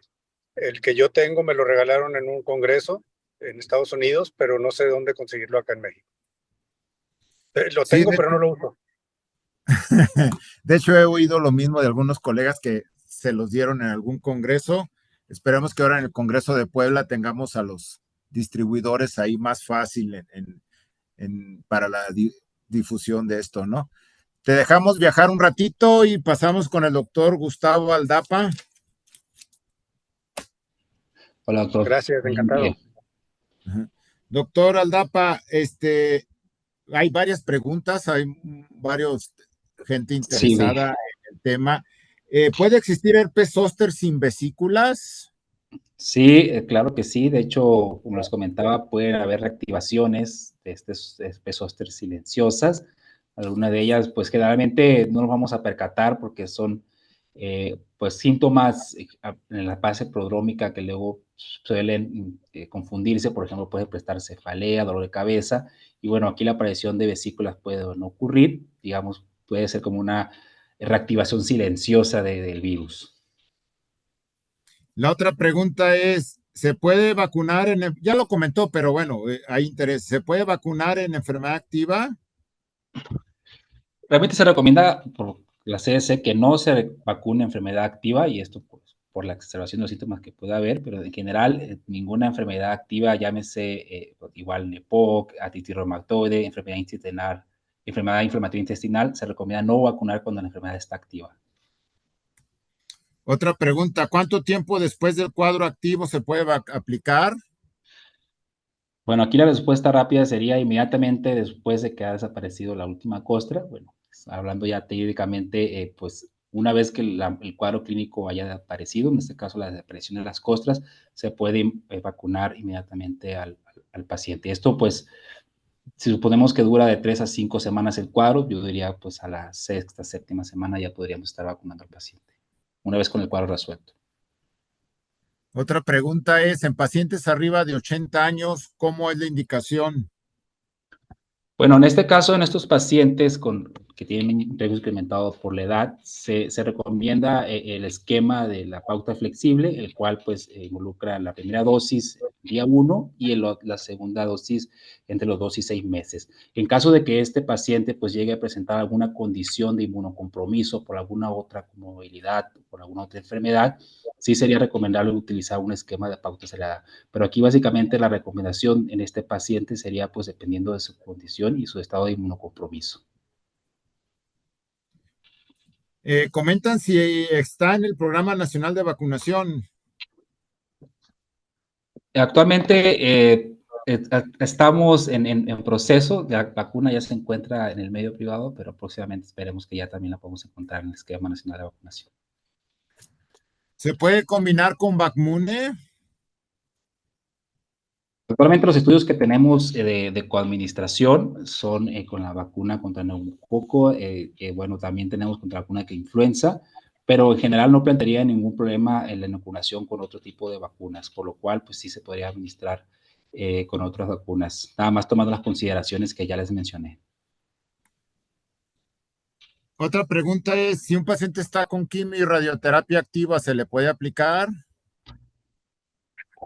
Hay estudios justamente de pacientes oncológicos muy interesantes con quimio, y aquí lo que se ha visto es que es mejor tener un esquema de la inmunización previo a la quimioterapia. De 8 a 30 días se pone la primera dosis y la segunda dosis se pone ya cuando está el paciente en tratamiento con quimio inmuno. Y esto justamente se pone previamente pues, para asegurar que el sistema inmune esté inmunocompetente, ¿no? Ya que sabemos que una vez que empiece la quimio, pues esta quimioterapia no solamente afecta a las células cancerosas, sino también a la respuesta inmune que se pueda desarrollar con la vacunación, ¿no? Entonces, se recomienda que previo a iniciar los ciclos, estos pacientes sean vacunados. Ok, un paciente con EPOC y herpes zóster activo, ¿cuándo le indicaría la vacuna? Bueno, en el caso de POC, sí tendríamos que esperar a que el paciente se estabilice. Sabemos que el EPOC está caracterizado por, es una enfermedad inflamatoria, ¿no? Y una desregulación del sistema inmune. Entonces, la vacunación en estos pacientes hay que esperarse hasta que tengamos un cuadro estable, al igual que cuando tenemos la infección con el herpes zóster, hay que esperar a que este cuadro se haya resuelto, en este caso cuando se aparezca la última costra, de tal manera que una vez en cuanto se resuelvan estos cuadros, podemos ya administrar la vacuna contra el herpes zóster. Ok, y hay muchas felicitaciones a su persona. Vamos a pasar con la Gracias. doctora, vamos a pasar con la doctora Lía.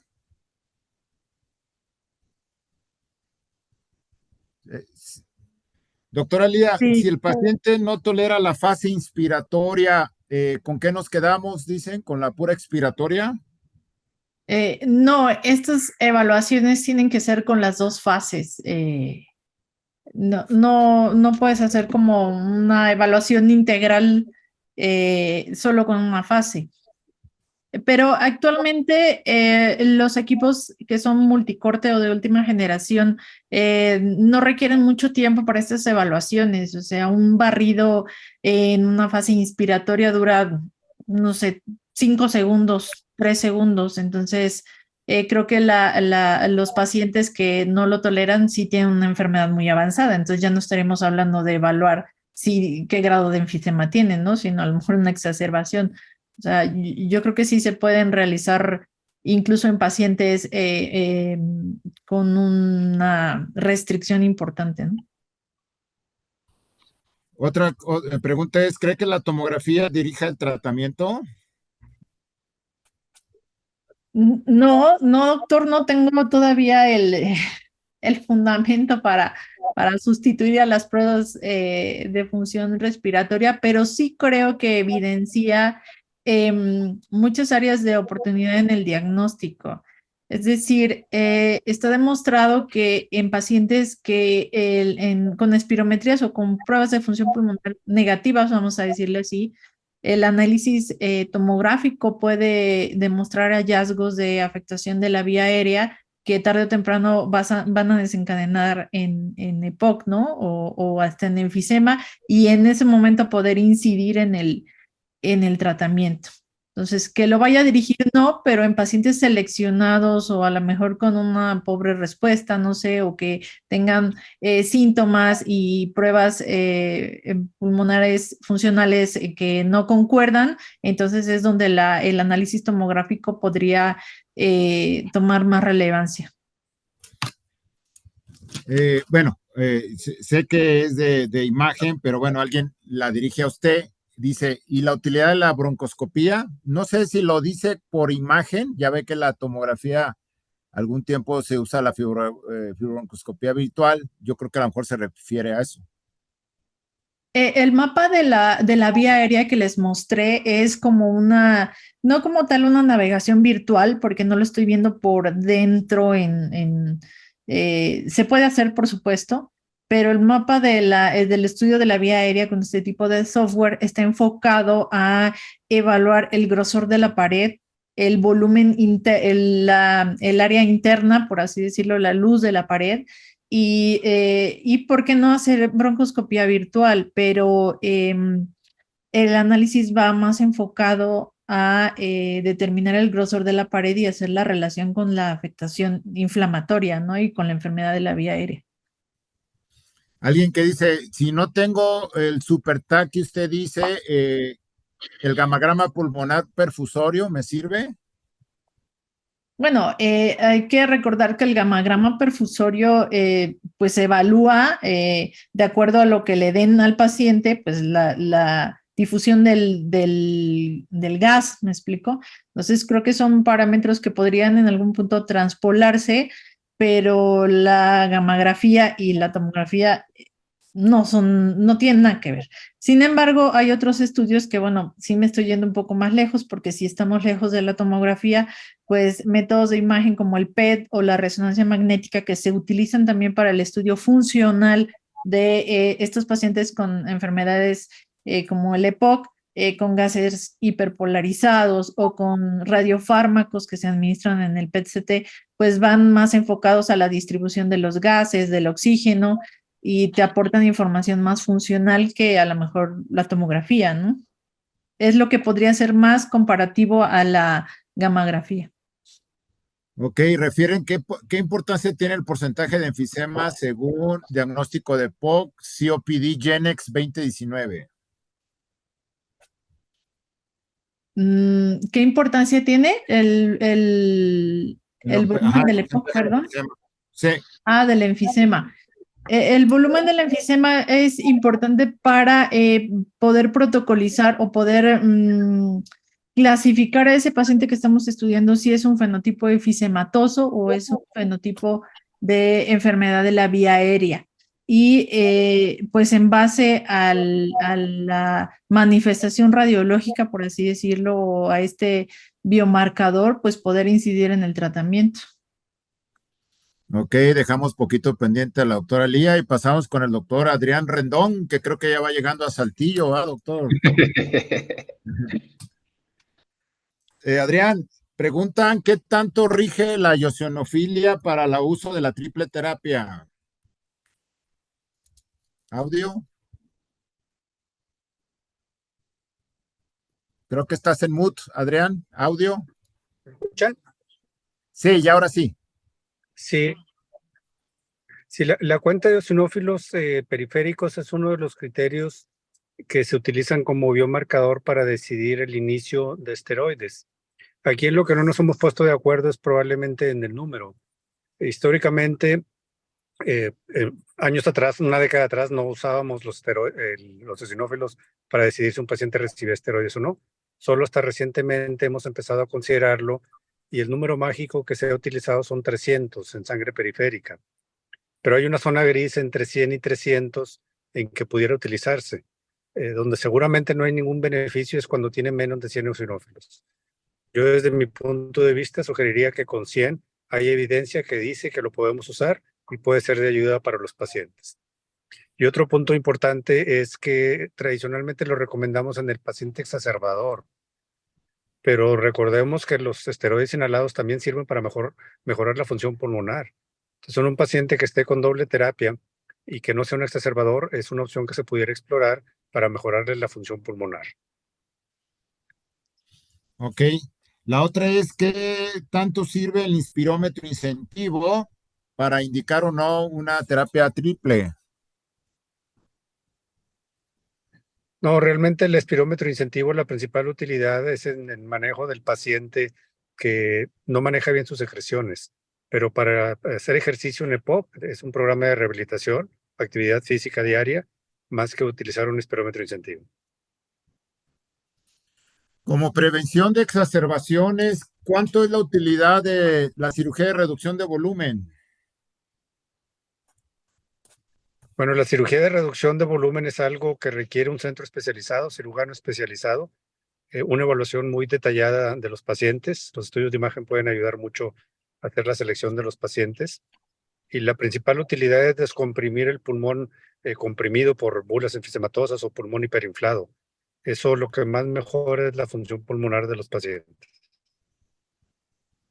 Ok, Adrián, te dejo viajando un poquito. Doctor, sí, Gustavo, siguen muchas felicitaciones con respecto a la cuestión de Chingris. Y no sé, hablan de más o menos, me dice usted solamente a nivel privado, pero ¿agarra toda la República Mexicana o está por secciones? Pues actualmente sí estamos en toda la República Mexicana. Ahora, probablemente en otra plática tener la oportunidad de compartirles los centros autorizados para aplicar la vacunación y asimismo donde pueden encontrar la vacuna. Ok, y siguen varias felicitaciones. Regresamos con la doctora Lía.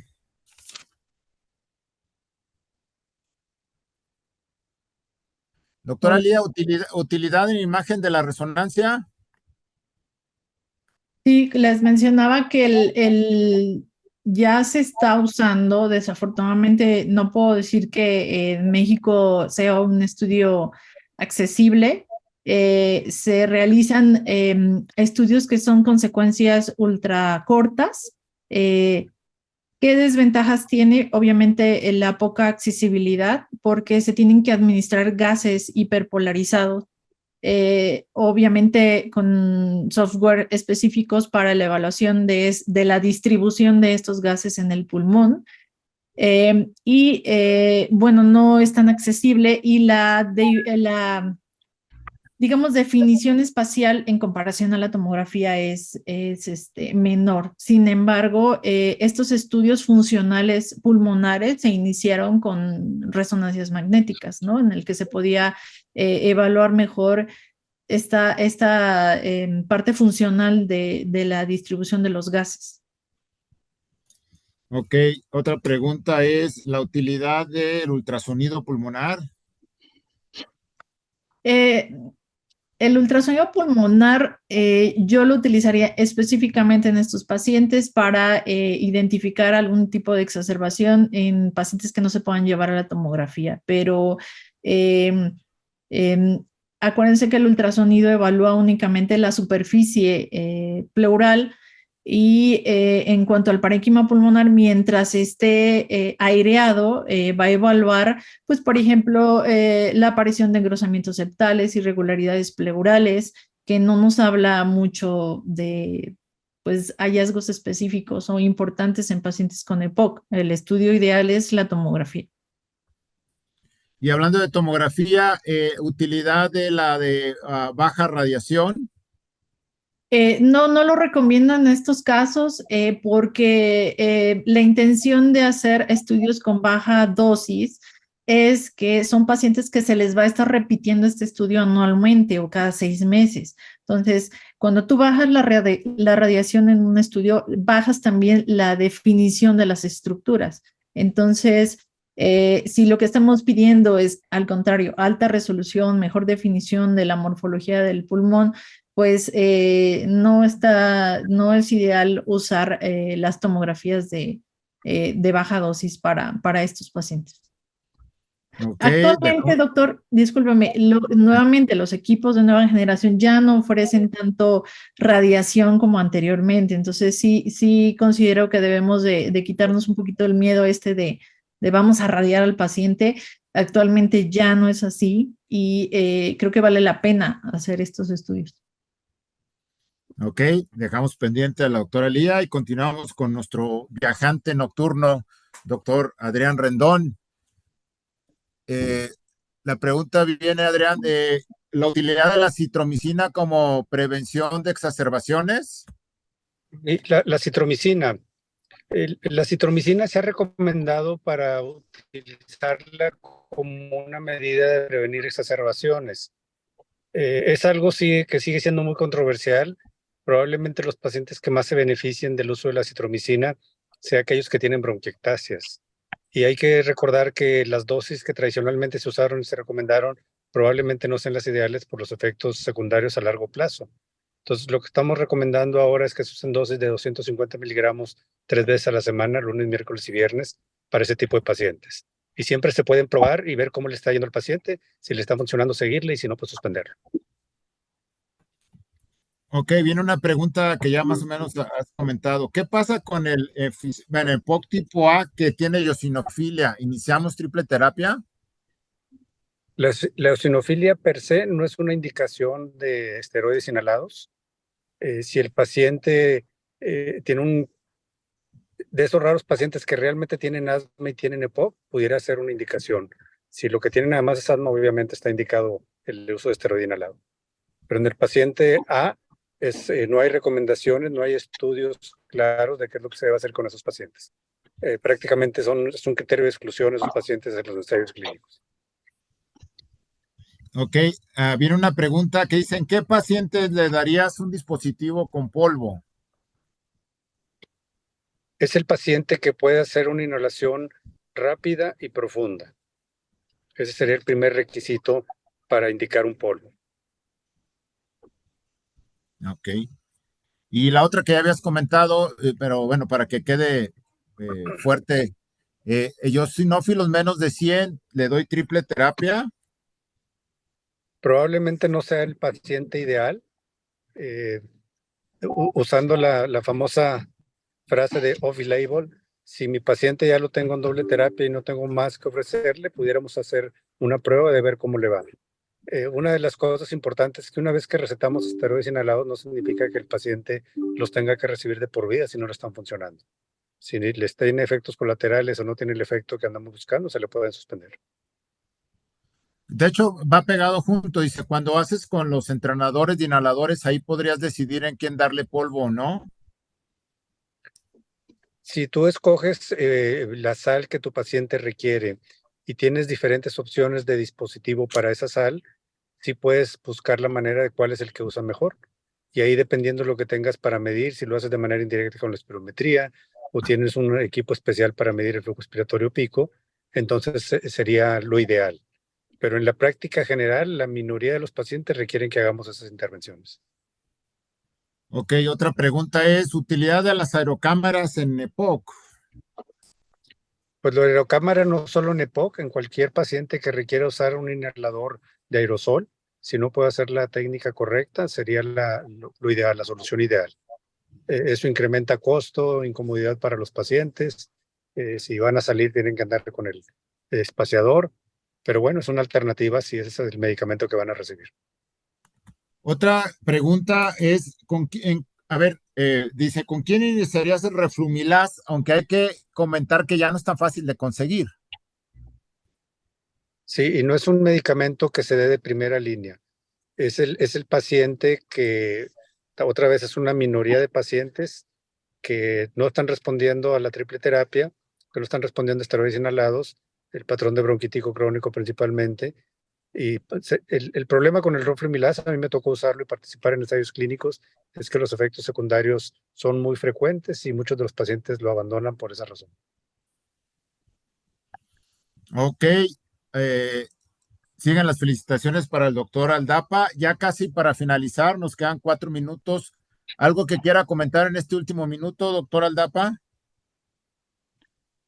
No, simplemente recordar la vacunación en el paciente con EPOC, no solo con Shingrix. Sabemos que son pacientes que pues, están en riesgo de padecer ciertas enfermedades y, pues justamente en este caso el herpes zóster, ¿no? Que es una infección que para muchos de nosotros no la consideramos justamente como parte del esquema de vacunación, pero pues poco a poco ya se está incorporando en las guías, como ya les comentaba el día de hoy, acerca pues de la incorporación de la vacunación de estos pacientes con EPOC y lineamientos ya para la atención del primer nivel. Y bueno, todavía hay muchos huecos ahí que todavía que podemos abarcar en la vacunación de nuestros pacientes y bueno, también hay mucho interés también en esta área, ¿no? La vacunación. Ok, queda una última pregunta por tiempo para la doctora Lía, pero Rendón, Adrián, ¿te quieres despedir? ¿Algo que quieras comentar?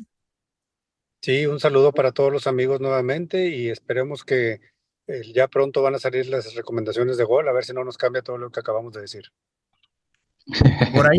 Por ahí ya está llegando por redes, ya sabes que llega todo. Entonces, esperemos que pronto Adrián nos dé su opinión. Por ahí ya antier ya me mandaron unos avances. Y un abrazo, Adrián. Y doctora Lía, una última pregunta. ¿Utilidad del angiotac en el paciente con EPOC? Sí, doctor. La angiotac sirve para la evaluación vascular.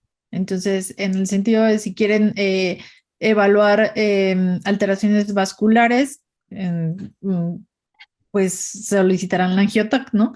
Evalúa la circulación pulmonar y la sistémica. Entonces, en ese sentido, pues será la utilidad del ATAC. Dilatación de la arteria pulmonar, tromboembolia pulmonar, aneurismas, etcétera, pero no sirve para evaluar el parénquima, pues. Un último comentario que quiera hacer, doctora Lía, sobre su presentación y estas conferencias. Bueno, que se acerquen los radiólogos a veces en estos nuevos protocolos, que no son tan nuevos, es un reto para nosotros, pero creo que es más fácil para el neumólogo clínico que tiene toda la información clínica de las pruebas de función respiratoria, poder adaptarse a estos nuevos herramientas que para un radiólogo. Entonces, pues que no le tengan miedo a aventurarse en esto, que se acerquen, que investiguen, que descarguen los software y en medida de que se empiece a usar, pues generaremos más información que nos ayude a sacarle provecho. Bueno, pues muchas gracias. En este último minuto Gracias. no me resta más que agradecer a todas las 600 personas que estuvieron en este foro y los que van a estar después on demand en los webinars que da la industria junto con la sociedad. Muchas gracias a GSK, a la Sociedad Mexicana de Neumología y Cirugía de Tórax, y sigan con las actividades de esta semana. Vamos a la mitad, el segundo día, y los esperamos el próximo año, ahora entre nuestra nueva sede, Puebla, 13 al 17 de marzo, donde vamos a cumplir 85 años como sociedad y tendremos nuestro congreso número 82 en sucesivo. Y estamos a disponibilidad de todas las preguntas y respuestas a posteriori a través de los correos electrónicos. Y siempre recuerden que el paciente con EPOC, esta enfermedad es la tercera causa de muerte a nivel mundial y se dice que para el 2030 va a ser la segunda. Entonces, se necesita impulsar más estos temas en cuestiones de salud pública y en tomadores de decisiones a nivel federal. Muchas gracias, un abrazo, buenas noches, nos seguimos viendo. Gracias. Hasta luego.